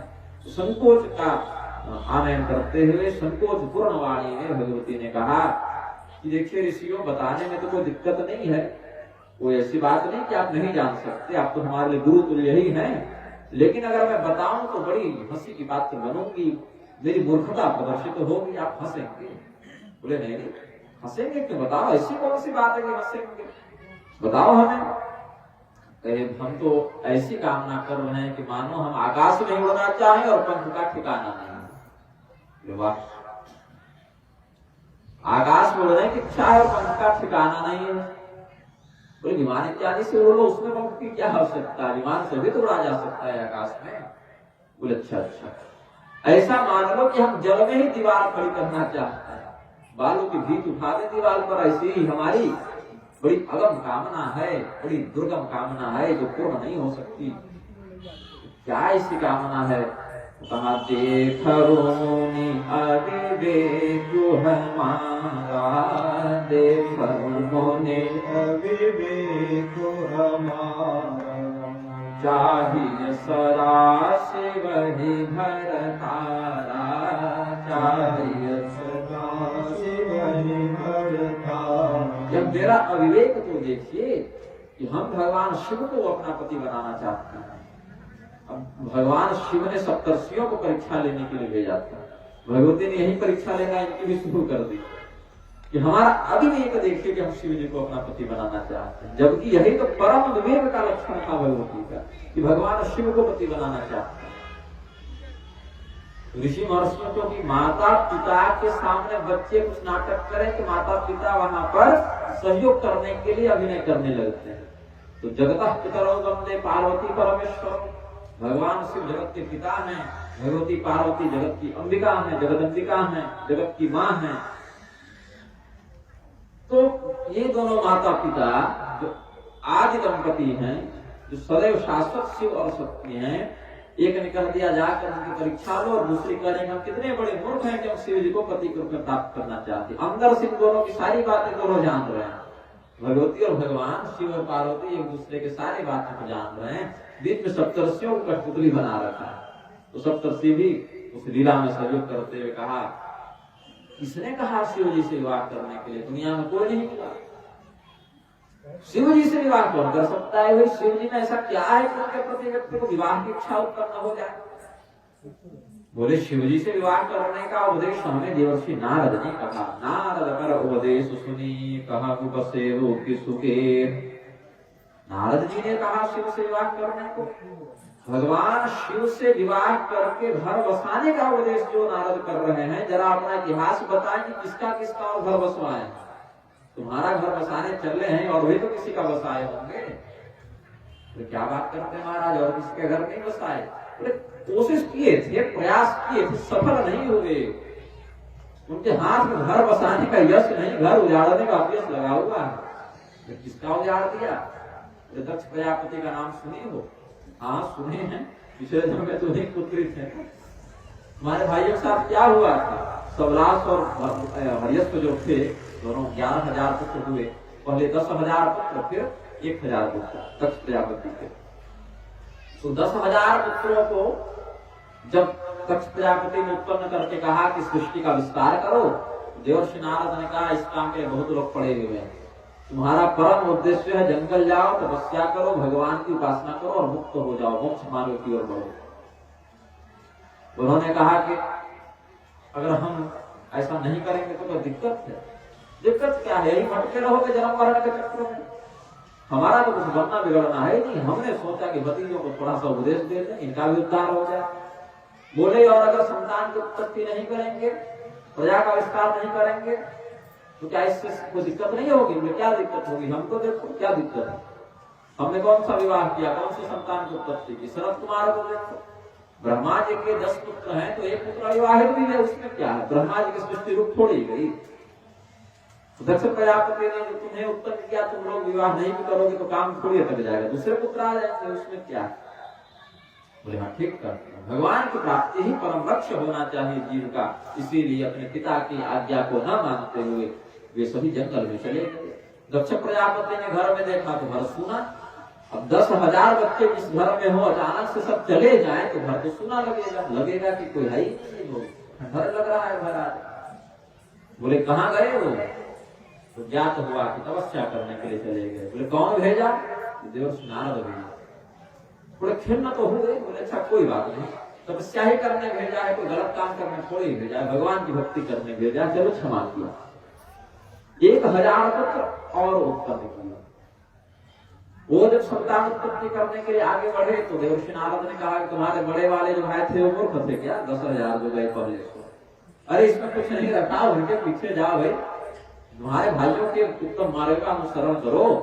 देवर्षि नारद के उपदेशों से वे भी तपस्या के लिए चले गए। दक्ष प्रजापति बोले हम यही करते रहे जीवन में, संतान उत्पन्न करते रहे और नारद मुनि उनको दीक्षा देते रहे। बोले ये नारद एक जगह टिकेंगे ही नहीं, एक जगह रहेंगे तब इतना प्रवचन करेंगे। इनको निरंतर भ्रमणशील बनाओ, 5 मिनट यहाँ, 10 मिनट वहां, 20 मिनट वहां, ऐसे ही रहेंगे तो संसार कुछ आगे बढ़ेगा। नहीं तो ना ये विवाह करेंगे ना किसी को करने देंगे, अपना हुआ नहीं तो किसी को होने भी नहीं देगा। ये प्रतिज्ञा करके बैठे हैं देवर्षि नारद। वहीं पर दक्ष प्रजापति का शाप देवर्षि नारद को व्याप्त हो गया। उसी कथा का स्मरण कराते हैं सप्तर्षिगण। फिर कहा एक और था, चित्रकेतु नाम था उसका। चित्रकेतु को कोई संतान नहीं थी। देवर्षि नारद ने वरदान देकर उसको संतान प्रदान भी किया, तो बाकी रानियों ने उसी संतान को जहर दे दिया। देवर्षि नारद यद्यपि उसको पुनर्जीवित कर सकते थे, जीवात्मा को बुलाया भी था, लेकिन ज्ञान बुद्धि का प्रयोग करवा के उस जीवात्मा से कहवा दिया कि कौन से जन्म वाले माँ बाप है, हमारे तो हजारों माँ बाप हुए और निकल गए। बाद में चित्रकेतु भी पूरा बरसा बसाया राज्य 1 करोड़ रानी सब छोड़ के जंगल चला गया, उसका भी घर उजड़ गया। प्रहलाद जी को देखो, हिरण्यकशिपु का कितना तगड़ा साम्राज्य था, बहुत बढ़िया उसका घर चल रहा था, पूरा राज्य चल रहा था, उसके यहाँ प्रहलाद जी उत्पन्न हो गए। प्रहलाद जी को उपदेश देने वाले को नारद, और हिरण्यकशिपु का घर भी चौपट हो गया। इसीलिए नारद मुनि के उपदेश पर जो चलेगा वो व्यक्ति तो अपना घर बार छोड़ के भिखारी ही हो जाएगा, जो स्वयं नारद है उसको बना देगा। तो नारद मुनि क्या निंदनीय है? ऐसा नहीं। यहाँ भी परीक्षा लेने के लिए जानबूझकर ऐसे गुरु में कितनी निष्ठा है, इष्ट में कितनी निष्ठा है, इसको परखने के लिए सप्तर्षियों ने ऐसा व्यवहार किया। दक्ष प्रजापति के पुत्रों का भी परम कल्याण हुआ। वही दक्ष प्रजापति जो धर्म का मार्ग छोड़ दिए तो शिव जी के द्वारा दंडित हो गए। चित्रकेतु को देवर्षि नारद ने जो उपदेश दिया उससे उसने घर छोड़ा, लेकिन बाद में क्या हुआ? संकर्षण भगवान के उपदेश से, कृपा से, अनुग्रह से, वरदान से फिर अगले जन्म में भले वृत्रासुर बन गया था, लेकिन वहीं से उसने भगवान को प्राप्त कर लिया।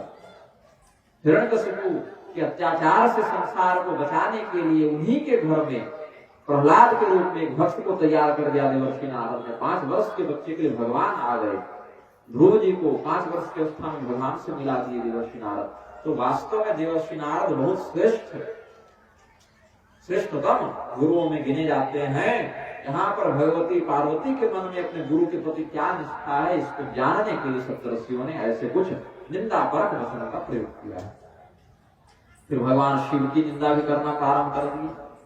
उस देवर्षि के कहने पर, जिसने आज तक केवल लोगों का घर उजाड़ा है, देखो तुम्हें भी भिखारी बना दिया। तुम राजा की पुत्री थी, अपने घर में महल में सुखपूर्वक रहती, उसके उपदेश के चक्कर में हम पत्ता तक खाना छोड़कर बैठी। तुम अपने जीवन में देखो, जो राजकुमारी सुखोपभोग करती अपने राजमहल में, नारद का उपदेश मिलते भिक्षुक के समान जंगल में आ गई। ये तुम अपने जीवन में देखो। और किसे प्राप्त करने के लिए आई हो उसका भी हाल सुन लो। निर्गुण नीलज कुबेश कपाली, निर्गुण नीलज कुबेश कपाली, अकुल अगे हदिगंबर ब्याली, अकुल अगे हदिगंबर। कहु कवन सुख असबर पाए, कहु कवन सुख असबर पाए, भल भोले ठग के गौराए, भल भोले भगवती को और भड़काने लगे सप्तर्षि कि देखो, तुम्हें जिस पति को प्राप्त करने के लिए नारद प्रेरित कर रहे हैं, उसको भी कोई बहुत बढ़िया पति मत समझना। निर्गुण, उसमें कोई गुण नहीं, निर्लज्ज, उसमें कोई लाज शर्म नहीं, उबेश, उसका स्वरूप बड़ा अमंगलकारी है, कपाली, खोपड़ी की माला पहनता है, लोग फूल की माला पहनते हैं, ये खोपड़ी की पहनते हैं।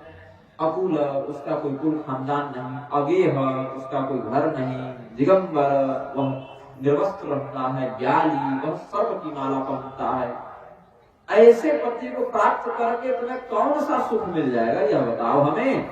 हमें तो प्रतीत होता है कि नारद ने तुम्हें ठग लिया और तुम अपने भोलेपन में ठगा गई। इतनी मेहनत किसी और देवता के लिए कर दी रहती तो अभी तक तुम सुखपूर्वक अपना घर बसा चुकी होती। अब यहाँ पर भी नहीं निंदा निंदितुम प्रवर्तते इत्यादि के आधार पर जो विशेषण भगवान शिव के लिए प्रयुक्त हुए, उनमें भी बाहर से तो निंदा लगती है, लेकिन तत्व की दृष्टि से प्रशंसा है। निर्गुण, हमने अभी अगुण शब्द या निर्गुण शब्द की व्याख्या में कह ही दिया। तीनों गुणों का प्रभाव जिस पर न पड़े, तीनों गुणों का जो स्वयं अधिष्ठाता हो, तीनों गुणों पर जिसका नियंत्रण हो, गुणों का जो शासक हो, गुण जिसके द्वारा शासित हो, गुण जिस पर शासन न कर सके, वह निर्गुण पर ब्रह्म है शिव जी, यह भाव बनता है।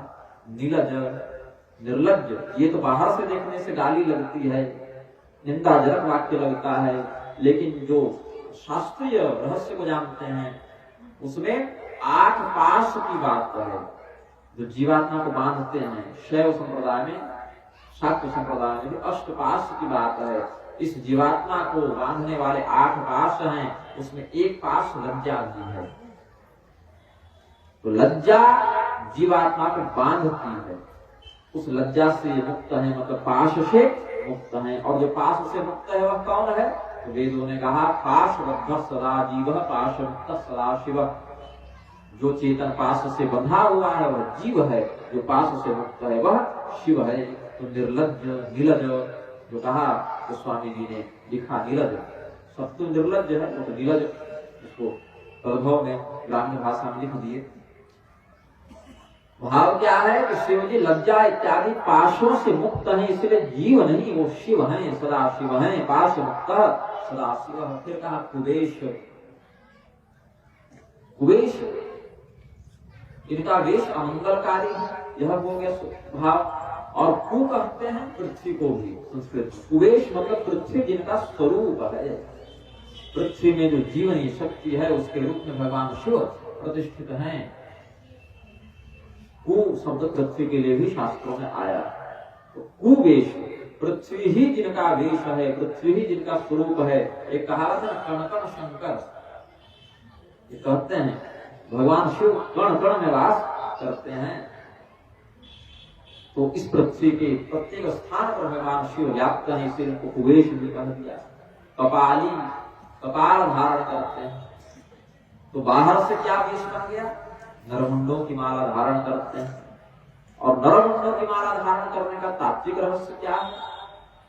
नर कहते हैं जीव को, और जीव के अधिपति है नारायण। ऐसे ही वैष्णव मत में नर और नारायण कहते हैं, जीव और परब्रह्म को नर और नारायण। और उसी को शैव मत में तत्व वही शब्द बदल गया, पशु और पशुपति कहते हैं। इधर नर और नारायण और वहां पशु और पशुपति, शब्द का अंतर है, तत्व वही है। जल कहो चाहे पानी कहो, अग्नि कहो चाहे आग कहो या वहनी कहो, तत्व वही रहेगा, शब्द इसके बदल गए। तो जो नर है वही इधर शिव पशुपति के द्वारा शासित होने वाला पशु है। नर मुंडों की माला धारण करते हैं, कपाली हैं, मतलब संपूर्ण जीव जगत को अपने अंदर समाहित करके प्रतिष्ठित करके भगवान शिव रखते हैं। फिर कहा अकुल, इनका कोई कुल खानदान नहीं, किस कुल के हैं पता ही नहीं। अकुल किसको कहते हैं? कुलार्णव तंत्र का वचन है।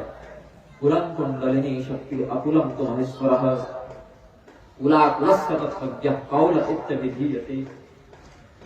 कुंडलिनी शक्ति को कुल कहते हैं और महादेव को अकुल कहते हैं, क्योंकि वे किसी कुल में जन्म लेकर उसमें बनते नहीं। इस शिव शक्ति के रहस्य को जो जानता है उसको कौल कहते हैं। ये रहस्य तंत्र का है। तो स्वामी जी ने अकुल जो लिखा, अकुल कहते हैं अकुलम तो महेश्वर। पाठ वेद से महेश्वरम भी वर्णन करते हैं कुलार्णव तंत्र के आधार पर। अकुल मतलब जिसके ऊपर कोई पूर्वज नहीं, जो किसी कुल में जन्म नहीं लिया, अपितु जिसके माध्यम से कुल का प्रवर्तन होगा, कुल शक्ति का प्रयोग जो स्वयं करे, किसी और के कुल में जो प्रतिष्ठित नहीं हो, उस पर ब्रह्म शिव महेश्वर महादेव को अकुल कहते हैं। अगेह कहा, कोई घर दूरा नहीं, कोई बार नहीं, कोई घर नहीं, कोई मकान नहीं, कोई बंगला नहीं, रहे कहाँ भगवान शिव? तो क्या कहते हैं? अगेह। गेह कहते हैं घर को, अगेह मतलब घर नहीं, द्वार नहीं इनका। और अगर तत्व दृष्टि से विचार करें, इदं शरीरं कौन्तेय क्षेत्रमित्य विधीयते, यह शरीर ही क्षेत्र कहलाता है। इस क्षेत्र के अंदर रहने वाला आत्मा क्षेत्रज्ञ है। पूर्व संज्ञकेषु देहेषु शेते इति वा पुरुषः, जो इस पूर्व संज्ञक देह में निवास करे उस चेतन को पुरुष कहते हैं। तो इस शरीर में निवास करने वाला तो जीवात्मा है। यह पाशबद्ध चेतन ही जीवात्मा है। और यह छिलका जब हट जाए तो उसको चावल कह देते हैं। धान छिलका से आवृत है तो धान है, छिलका हट गया तो चावल है। देह में अष्टपाश से आबद्ध है चेतन तो जीव है, पाश से मुक्त हो गया तो शिव है।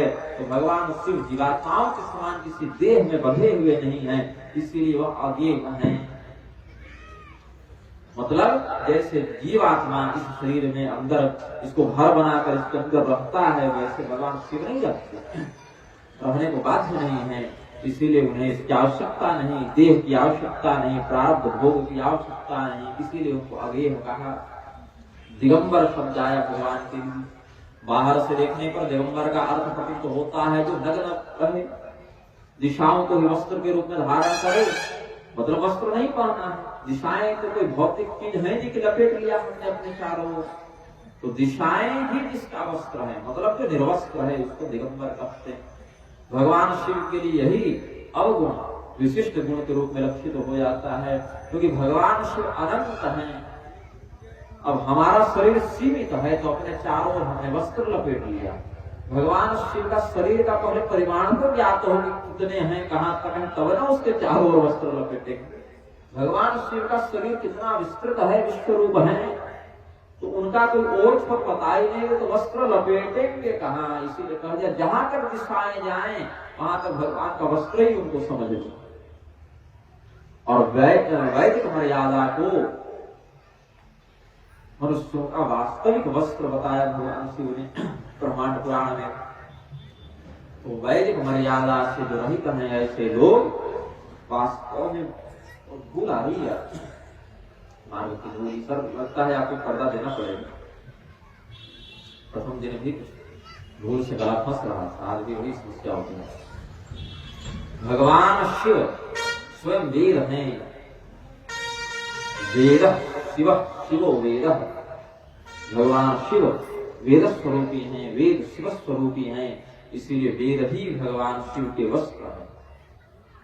बाहर के वस्त्रों का, भौतिक वस्त्रों का आश्रय हमें लेना पड़ता है, भगवान को नहीं। इसीलिए वेद स्वरूपी शब्द ब्रह्मावृत भगवान शिव बाहर से निरस्त्र दिखने पर भी वस्तुतः वस्त्रयुक्त ही है।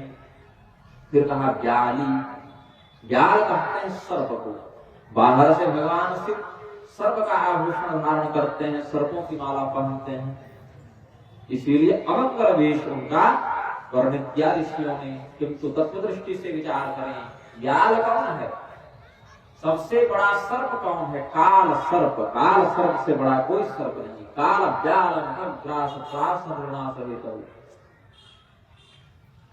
काल रूपी व्याल, काल सर्प, मृत्यु रूपी सर्प से बचने के लिए श्रीमद् भागवत आदि शास्त्रों का प्रवर्तन किया गया सुखदेव जी के द्वारा परीक्षित के प्रति। ऐसा भागवत आदि के प्रसंग में देखते हैं। यह श्री रामचरितमानस भी नानाविध पुराणों से समर्थित है, इसीलिए इसकी भी वही महिमा समझनी चाहिए। भगवान की कथा तो चाहे जिस भी लिपि में, जिस भी ग्रंथ के रूप में लिखी गई हो, उसको तो कल्याणकारी ही मानते हैं। तो कलिमल नाशकारिणी यह जो श्री राम कथा है वह काल सर्प को नष्ट करती है। भगवान शिव भी कालों के काल महाकाल हैं, इसीलिए जो सर्प लोगों को भयभीत करता है और सर्प भी भगवान शिव के पास जाकर शरणागत हो जाता है। और भगवान शिव को जैसा मन, कभी उससे जटा बांध लिए, कभी उसको हाथ में पहन लिए, कभी गले में लपेट लिए, कभी जनेऊ के समान टांग दिए, कभी कान में कुंडल के समान पहन लिए, कभी कोई विशिष्ट अवसर में कपड़े पहनने का अवसर बना, वृक्षाला इत्यादि उसको भी बांध लिए, कभी पैरों में पायल के समान कर लिए उसको, कभी हाथों में कंगन के समान कर लिए। तो जो मृत्यु संपूर्ण संसार को कष्ट देती है, भयभीत करती है, जो काल सबों का भक्षण करता है, उस काल सर्प को भगवान आभूषण के समान धारण करते हैं, इच्छा अनुसार उससे क्रीड़ा करते हैं, उससे खेलते हैं, इसीलिए उनको व्याली कहा गया। तो बाहर से देखने पर ये सभी शब्द यद्यपि भगवान के लिए अवगुण सूचक प्रतीत होते हैं, लेकिन तत्व दृष्टि से विचार करें तो यही भगवान के लिए सद्गुण के भी परिचायक हो जाते हैं। तो भगवान शिव के दुर्गुणों का जब देवी पार्वती के समक्ष परीक्षा के भाव से वर्णन किया, देवी पार्वती ने जब कहा कि यही सब निंदा करने के कारण दक्ष प्रजापति का मस्तक कटा था, हमें भी शरीर त्यागना पड़ा था, फिर वही सब सुनना पड़ रहा है। तो पहले ही रोक कर उन्होंने कहा कि हे ऋषियों, आप मुझे कहते हैं कि देवर्षि नारद के बहकाने पर भोली भाली पार्वती देवर्षि नारद के बहकावे में आकर तपस्या करने के लिए आ गई, भगवान शिव को पति के रूप में प्राप्त करने का प्रयत्न करने लगी। इतनी तपस्या देवर्षि के कहने के विपरीत जाकर भगवान नारायण की कर दी होती तो अभी तक नारायण ही पति रूप में प्राप्त हो गया। और कहो तो हम तुम्हारे लिए नारायण से बात भी करें, भगवान को तुम्हारे लिए वर के रूप में हम नियुक्त कर देते हैं, भगवान को ही हम ले आते हैं। तो देवी पार्वती ने हंसते हुए कहा, सत्य कहु गिरि भवतनु एहा, सत्य कहु गिरि छूट छूटे बरु देहा मन छूट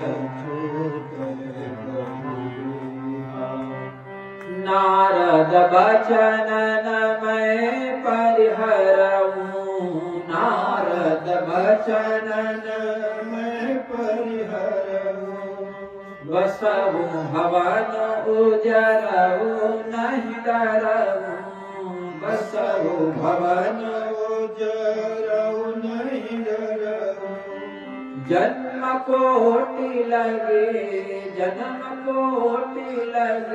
रगर हमारी बरहु शंभु न तरहु कुवारी बरहु शंभु न तरहु कुवारी।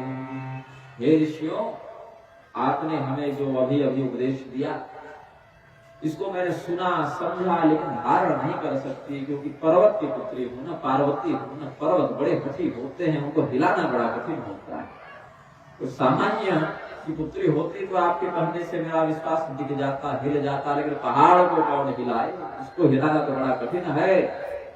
देवर्षि नारद से पहले यदि आप मिले होते, ये सब उपदेश दिए होते तो कोई बात बनती। अब देवर्षि नारद ने पहले मुझे उपदेश दे दिया, हमने उन्हें गुरु मान लिया, उनके निर्देश पर हमने तपस्या भी प्रारंभ कर दी। अब ये पर्वत की पुत्री को हिलाना संभव नहीं है, मेरा विश्वास आपके कहने से नहीं टिकेगा। हो सकता है भगवान महादेव में केवल बुराई ही बुराई हो, भगवान नारायण में केवल अच्छाई ही अच्छाई हो, लेकिन मेरा मन जिसमें लग गया उसमें लग गया। भगवान विष्णु को मैं गलत नहीं कहती कि बुरे हैं या हम शादी नहीं कर सकते, उनसे विवाह नहीं कर सकते, लेकिन मेरा मन भर जाएगा ही नहीं। मेरा मन तो शिव जी में लग गया ना, अब लग गया दिमाग में हटेगा नहीं। यदि आपको बहुत इच्छा हो रही हो कि रिश्ता कराते चले तो उनके लिए किसी और का प्रबंध आप कर लें, भगवान नारायण से विवाह कराने के लिए। लेकिन मेरा चित्त जो है भगवान शिव में लग चुका है। अब या एक जन्म लगे या 100 जन्म लगे या 100 करोड़ जन्म लगे, विवाह होगा तो शिव जी से ही होगा, और नहीं होगा तो फिर हमें विवाह ही नहीं करना है, हमें तुम्हारे ही मर जाना है, शरीर बदलते रहना है। किसी न किसी जन्म में तो भगवान शिव से हमारा विवाह हो जाएगा। और यदि देवर्षि नारद भी जाकर अब कहें कि मेरे उपदेश का परित्याग कर दो, भगवान शिव का विचार अपने हृदय से निकाल दो, और देवर्षि नारद की भी बात नहीं सुनेंगे। ये भी स्पष्ट कर दिया भगवती ने। सप्तर्षि ने भगवती पार्वती की इस अनन्यता को प्रणाम किया और कहा, आप तो स्वयं संपूर्ण संसार की माता हैं, भगवान शिव संपूर्ण संसार के पिता हैं। तुम माया भगवान शिव सकल जगत पितु मातु, नाय चरण सिर मुनि चले पुनि पुनि हर सदा। हे जगत जननी जगदम्बिके, हे जगत पिता महादेव, आपकी जय हो। इस प्रकार से करके सप्तर्षि आ गए। भगवान शिव से कहा कि भर तो अद्भुत प्रेम का हमने दर्शन किया, उस प्रेम में तो कोई भी त्रुटि नहीं है, वह प्रेम अपने आप में संपूर्ण है। मनुष्यों का प्रेम संपूर्ण नहीं हो पाता, उसमें किंचित स्वार्थ की स्थिति बन जाती है, समय के अनुसार कमी या अधिकता देखने को मिल जाती है।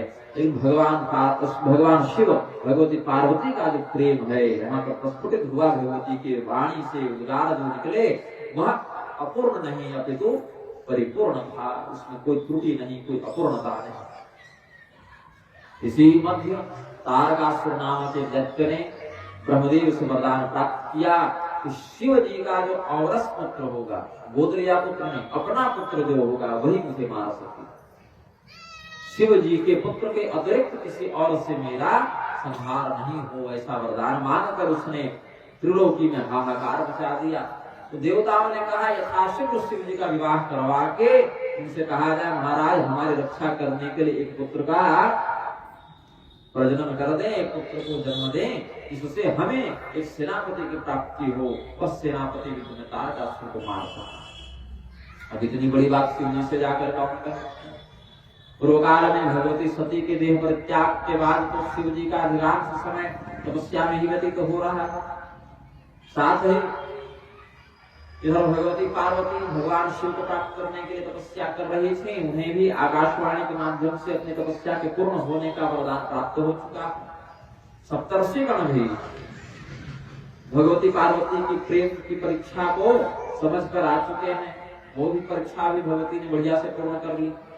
अब विवाह ही एकमात्र छूट रहा है, वही बच रहा है। विवाह ही केवल इस पूरी योजना में कमी उत्पन्न कर रहा है। विवाह अभी तक नहीं हुआ है, तो विवाह करने के लिए आवश्यकता है विवाह की इच्छा, और विवाह की इच्छा के स्वामी है कामदेव।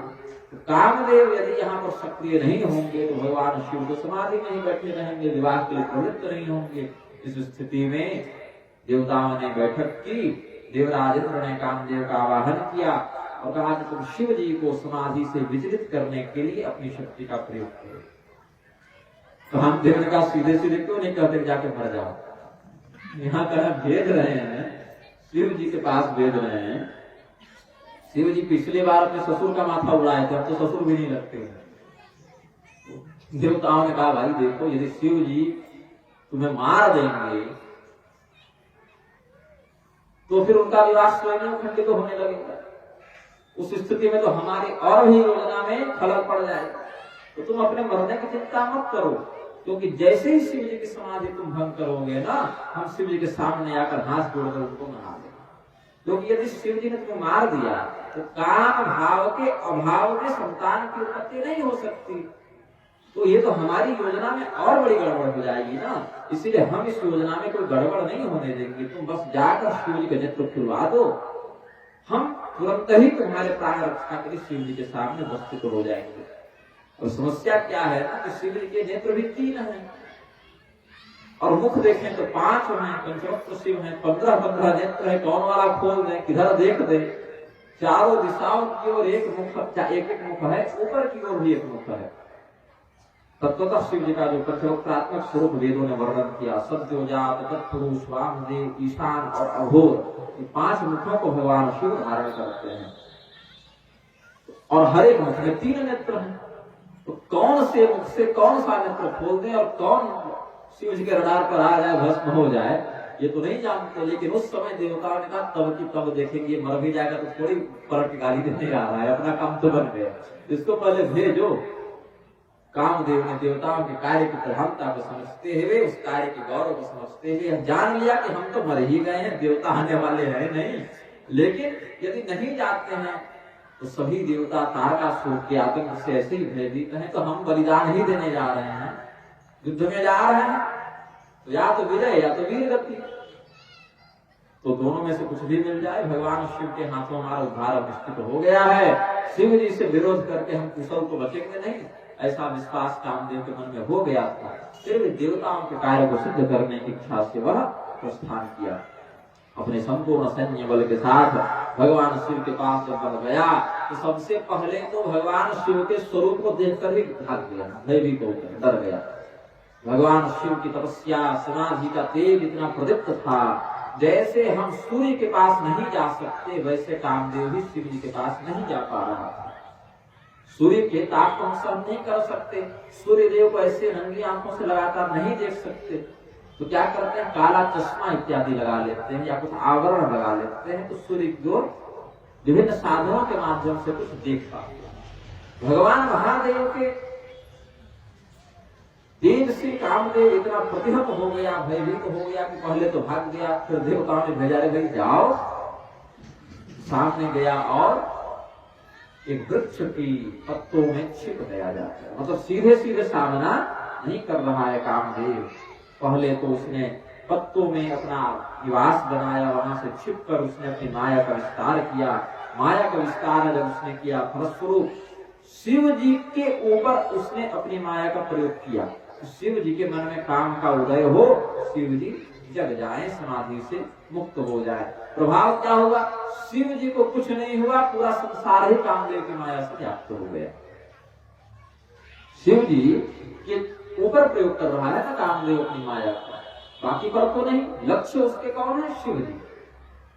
लेकिन समस्या क्या होगी, शिव जी पर ही प्रभाव नहीं पड़ा, बाकी सब पर प्रभाव पड़ गया। मतलब जो हमारा शत्रु है उस पर कुछ नहीं असर हुआ, बाकी सबों पर कामदेव व्याप्त होने लगा। भगवान शिव निर्लेप, निर्द्वंद, निर्विकार, अविचल समाधि की अवस्था में लीन है। उसके बाण का कोई प्रभाव शिव जी पर नहीं पड़ रहा है अभी, किंतु शिव के ऊपर जो माया का प्रयोग कर रहा है कामदेव, भगवान महादेव को छोड़कर बाकी सबों के ऊपर वह माया अपना प्रभाव कर रही है। भय काम बस जोगी सतापस पावरन की को कहे, देखहि चराचर नारिमय जे ब्रह्ममय देखत रहे, अबला विलोकहि पुरुषमय जग पुरुष सब अबलामय, दुई दंड भरि ब्रह्मांड भीतर कामकृत कौतुक अयम्, कामकृत कौतुक अयम्। कामदेव के द्वारा जब यह प्रयास निष्फल कर दिया गया, कामदेव क्षुब्ध हो गया, क्रुद्ध हो गया, कहा कि 5 बाण मारेंगे शिव जी के हृदय में, पूर्ण क्षमता का प्रदर्शन करेंगे। पहले क्या हुआ था, जब ब्रह्मदेव ने कामदेव की सृष्टि की थी तो ब्रह्मदेव ने कामदेव को वरदान दिया था कि तुम्हारा प्रभाव सब पर लागू होगा, तो सब पर होगा, हाँ सब पर होगा। ऐसा कहकर ब्रह्मा जी आगे की सृष्टि में लग गए, बनाते जा रहे थे और प्रभाव का वरदान देते जा रहे थे। सृष्टि किया, देवताओं को बनाया, कहा तुम्हारा यह काम, यह नाम, यह शक्ति, तुम्हारा यह काम, यह नाम, यह शक्ति, सब देते जा रहे थे। कामदेव को बनाया, कहा कि प्रजनन संबंधी विभाग तुम्हारा है और तुम सबों पर व्याप्त हो जाओगे, मेरा वरदान है। फिर आगे सृष्टि में लग गए। उसके बाद सरस्वती की रचना कर रहे थे, तो कामदेव ने सोचा कि इनका वरदान इन पर काम करता है कि नहीं, थोड़ा जांच कर देखते हैं। तो शिव जी का ब्रह्मदेव के ऊपर कामदेव ने उनके वरदान का दुरुपयोग करते हुए अपने बाण का प्रहार कर दिया। ब्रह्मदेव सरस्वती की रचना कर ही रहे थे उस समय, कामदेव ने जो बाण मारा तो कुछ क्षण के लिए अपने पुत्री के ही प्रति उनके मन में काम का उदय हो गया। बाद में उन्हें यह बोध हुआ कि ये तो कामदेव का कुचक्र है, तो उन्होंने जिस शरीर से वे सरस्वती पर मोहित हुए थे उस शरीर का परित्याग कर दिया प्रायश्चित के स्वरूप, और कामदेव को श्राप दिया कि मेरे ही दिए गए वरदान से तुमने दुरुपयोग करते हुए मुझे ही कलंकित किया है, तो हम श्राप देते हैं कि शिव जी के द्वारा तुम्हें भस्म कर दिया जाएगा। वो श्राप यहाँ फलित होता है। कालिका पुराण के अनुसार कामदेव के प्रहार से, कामदेव ने जो वरदान की जांच करने के लिए, जैसे भस्मासुर शिव जी के पीछे पड़ गया था ना, ये कामदेव ब्रह्मदेव के पीछे पड़ गया था। ब्रह्मदेव के वरदान का परीक्षण करने के लिए कामदेव ने जो बाण ब्रह्मदेव पर चलाया, उस बाण के प्रभाव से कुछ क्षण के लिए जो ब्रह्मदेव का मन भटका सरस्वती को देखकर, बाद में उन्होंने अपने उस आंशिक दोष के प्रायश्चित के लिए उस शरीर का भी परित्याग कर दिया, दूसरा शरीर धारण किया। ये सब रहस्य अंदर से विद्वान जानते हैं, बाहर के समाज वाले नहीं जान पाते। सभी ग्रंथों को अगर पढ़ेंगे परंपरा से, आचार्यों की संगति में, तो सारे रहस्य खुलेंगे। और वह सरस्वती भी अभी जो हम श्री पंचमी में जो सरस्वती की पूजा करते हैं ब्रह्म पत्नी के रूप में, वो सरस्वती नहीं, वो सरस्वती बाद में संध्या सरस्वती के नाम से हुई। उन्होंने भी अपना शरीर परित्याग कर दिया और अगले जन्म में वशिष्ठ जी की पत्नी अरुंधति बनी है। वो ब्रह्मा जी की पत्नी फिर बनी भी नहीं। ब्रह्मा जी की पत्नी का नाम भी सरस्वती है, लेकिन वे दूसरी सरस्वती है। ऐसे ही भगवान नारायण की एक पत्नी का नाम भी सरस्वती है, लेकिन वो दूसरी सरस्वती है। ब्रह्मदेव की पत्नी सरस्वती भी एक है, एक ब्रह्मदेव की पुत्री का भी नाम सरस्वती है, एक भगवान विष्णु की पत्नी का नाम भी सरस्वती है, जिनकी कथा देवी भागवत में है, और एक महासरस्वती अलग है जो शुंभ और निशुंभ का वध करने के लिए आई थी। जो 3 चरित्र है ना देवी के, तो तीसरे चरित्र की स्वामिनी है वो। ऐसे एक ही नाम की 3-4 देवियां हैं, इसलिए भ्रम हो जाता है कि ब्रह्मा की पुत्री सरस्वती है कि पत्नी सरस्वती है। तो पत्नी वाली सरस्वती अलग है, उनको महामाया ने प्रदान किया था। ब्रह्मणे प्रदो पत्नियों, जो रहस्य पढ़े हैं, प्रतीक रहस्य, प्राधानिक रहस्य, मूर्ति रहस्य, 3 ग्रंथों में वर्णन है। और जो पुत्री हैं उनका नाम संध्या सरस्वती है। अहो देवी महादेवी समझे विद्ये सरस्वती, अदरे अमरे चैव ब्रह्म योनि नमोस्तुते। ये उनका संस्मरण हम प्रातः संध्या में, सायं संध्या में करते हैं। ये अगले जन्म में वशिष्ठ जी की पत्नी बनी। तो केवल नाम समान हो जाने से देवताओं पर आरोप नहीं लगाना चाहिए, नास्तिकों के कहने पर भड़काने पर अपने धर्म ग्रंथों पर अश्रद्धा नहीं करनी चाहिए, पूरी बात जाननी चाहिए, क्यों, कैसे, कब, किस कारण से। ब्रह्मदेव के उस शाप को फलित होने का समय आ गया था। कामदेव के बाण प्रहार से भगवान शिव ने जो नेत्र खोले क्रुद्ध होकर कि किसने ऐसा दुस्साहस किया है, इधर उधर कोई नहीं दिखा भगवान शिव को, तो बड़ी तीव्र दृष्टि उन्होंने, जो पत्ता हिला आम्र के वृक्ष में जो कामदेव छिपा हुआ था, उसके पत्तों में जब कंपन हुआ, शिव जी हमें देख न लें, इस आशंका से कामदेव थोड़ा सा हिला छिपने के लिए, और वह जो हिला उसी से पत्ते थोड़े ज्यादा ही हिल गए। भगवान शिव ने उधर गौर किया, दृष्टिपात किया और समझ गए कि कामदेव इसी वृक्ष पत्र की आड़ में छिपा हुआ है। उस समय भगवान ने सौरभ पल्लव मदनु बिलोका, सौरभ पल्लव मदनु बिलोका, भयउ कोपु कंपेउ त्रैलोका, भयउ कोपु कंपेउ त्रैलोका, तब शिवती सर नयन उधारा, तब शिवती सर नयन उधारा, चितवत काम भयउ जरि छारा, चितवत काम भयउ जरि छारा। भगवान शिव के दृष्टिपात करने मात्र से उनकी क्रोधाग्नि से कामदेव तत्काल भस्मीभूत हो गया। भगवान शिव पिता भस्म का लेप करते हैं ना, सोचे होंगे अब इतने समय से समाधि में कौन पिता भस्म लाने जाए, इधर ही क्रोध कर लेते हैं, ये आया है ना इसी को भस्म बना लेते हैं। और कामदेव भस्मीभूत हो गया, त्रिलोकी में हाहाकार मच गया, व्याप्त हो गए, आक्रांत हो गए सभी लोग। कामदेव के प्रभाव से संसार जैसे ही मुक्त हुआ, जितने प्राणी काम के वशीभूत होकर काम क्रिया में लिप्त हो गए थे, वे स्वस्थ चित्त हो गए। संपूर्ण संसार में एक साथ प्रसन्नता और अप्रसन्नता दोनों व्याप्त होने लगे। प्रसन्नता इस बात कि भगवान समाधि से उठ गए हैं, अब विवाह में प्रवृत्त होंगे तो कुमार कार्तिकेय का जन्म होगा, तारकासुर का वध होगा, तो हम सुखी होंगे, ये प्रसन्नता है। और कामदेव का निधन हो गया, कामदेव के अभाव में भगवान शिव संतान की उत्पत्ति कैसे करेंगे, बाकी संसार का विस्तार कैसे होगा, इसकी अप्रसन्नता भी है। कामदेव की पत्नी देवी रति और भी अधिक कष्ट में पड़ गई। एक विवाह को कराने के लिए, शिव और पार्वती का विवाह कराने के लिए हमारा जो वैधव्य है वह कितना दुष्कर हो जाएगा, ये देवताओं को समझ में नहीं आया। कामदेव ने यद्यपि कहा था कि भगवान शिव से मेरा विरोध उचित नहीं, हित में नहीं, भगवान शिव को जब हम उठाएंगे, जगाएंगे तो अपनी क्रोध पूर्ण दृष्टि से हमें भस्म कर देंगे, मैं विधवा हो जाऊंगी, कामदेव का निधन हो जाएगा, मैं सौभाग्यहीन हो जाऊंगी, ये देवताओं ने विचार नहीं किया। केवल अपने स्वार्थ को सिद्ध करने के लिए इन्होंने हमारे पति को जानबूझकर आग में झोंक दिया। तो उधर भगवान शिव और पार्वती का विवाह हो भी जाए तो हमारे शरीर से तो श्रृंगार और सौभाग्य उतर गया। ये देवी रति को बड़ा कष्ट था। बोले कि ये देवता तो कुछ करेंगे नहीं, ये तो स्वार्थ के वशीभूत हो गए हैं, अगर कोई कुछ करेंगे तो भगवान महादेव, क्योंकि वे आशुतोष हैं, जितनी जल्दी क्रुद्ध होते हैं ना उतने ही शीघ्रता से प्रसन्न भी हो जाते हैं। तो देवी रति सीधे सीधे भगवान महादेव की शरण में ही गई।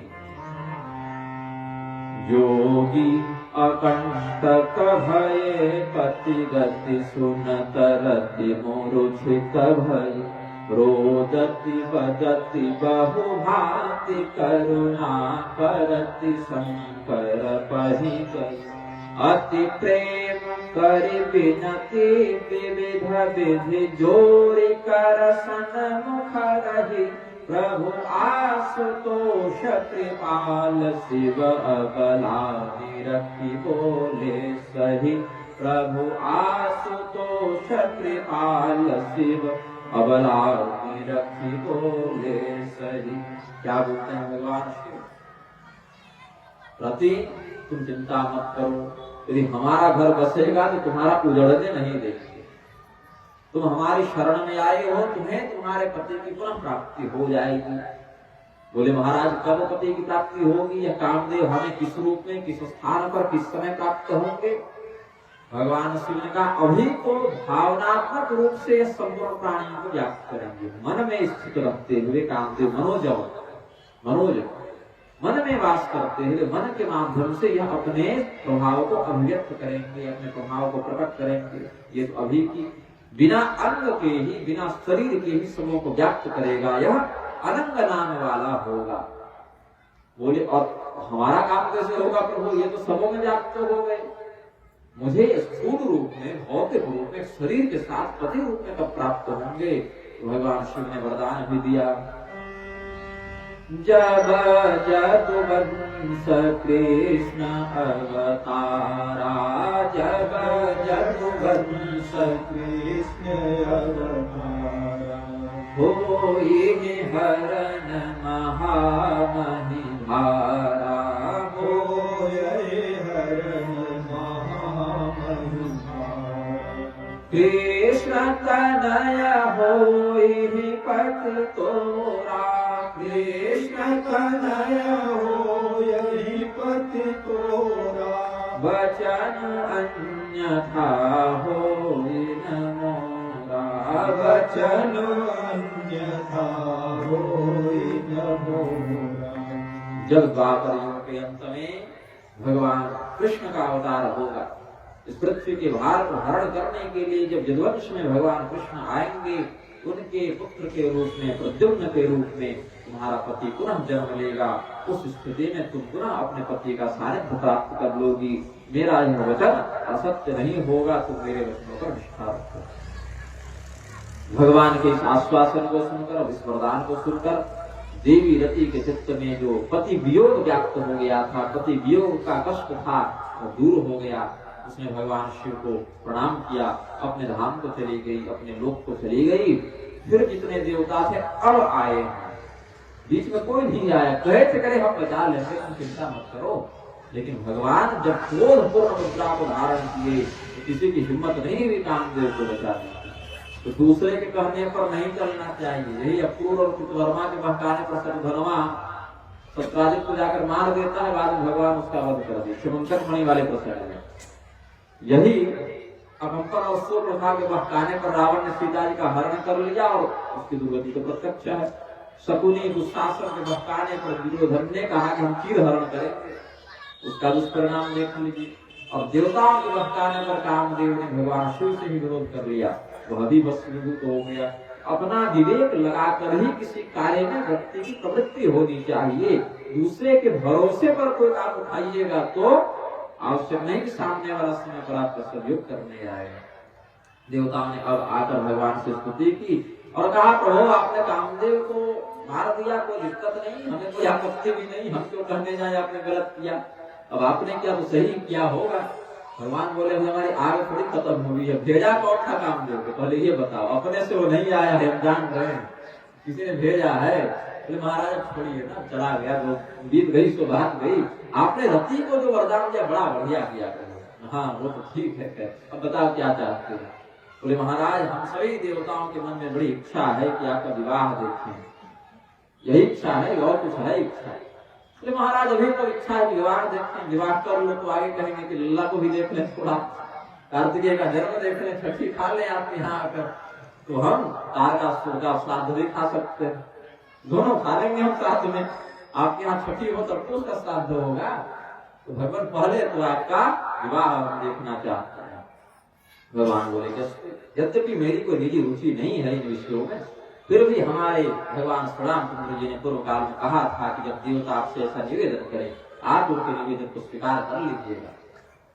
जब सप्तर्षियों को भगवान पार्वती जी के पास भेजे थे तब देवता नहीं आ सकते थे। कामदेव की 7.5 जो है ना वो पूरी करनी थी, तो इसीलिए तभी जाकर कह देते कि महाराज अब जो जग गए सो जग गए, दोबारा समाधि मत जाइएगा, विवाह कर लीजिएगा। तो भगवान शिव को समाधि में जाने से पहले ही ये रोक लेते, लेकिन नहीं, सप्तर्षियों को भेजकर भगवान समाधि में चले गए और इधर कामदेव का संहार हो गया। अस्तु कामदेव को ब्रह्मदेव का शाप था, शिव जी के द्वारा उसे भस्म किया जाएगा तो सभी घटनाओं को पूर्ण करना भगवान का कर्तव्य हो जाता है। भगवान शिव ने आश्वासन दिया कि ठीक है, तुम लोग प्रबंध बनाओ, उधर हिमालय को जाकर इस बात की सूचना दो, विवाह की तैयारियां उधर कराओ, समयानुसार इधर सारे प्रबंध किए जाएंगे। सप्तर्षियों ने जाकर हिमालय को यह शुभ समाचार प्रदान किया। भगवान शिव और भगवती पार्वती के विवाह का विस्तार से हम अगले सत्र में वर्णन करेंगे। अभी इस सत्र का समय भी पूर्ण हो रहा है, तब तक लोग तैयारी भी कर लेंगे। भगवान शिव का विवाह अगले सत्र में हम वर्णन करेंगे। देवर्षि नारद के मोह का भी कुछ प्रसंग बनाते हुए द्वितीय सत्र के व्याख्यान में हम कथानक को आगे बढ़ाएंगे। थोड़ा भगवत नाम संकीर्तन कर लें। श्री राम जय राम जय जय राम, श्री राम जय राम जय जय राम, श्री राम जय राम जय जय राम, श्री राम जय राम जय जय राम। जय जय वीणा हरण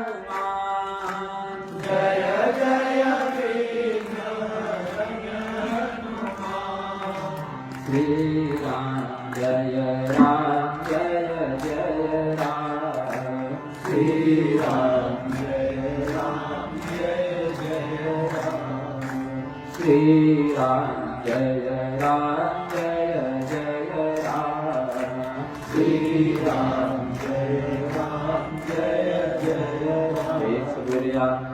भगवान की, सियावर रामचंद्र की, पवन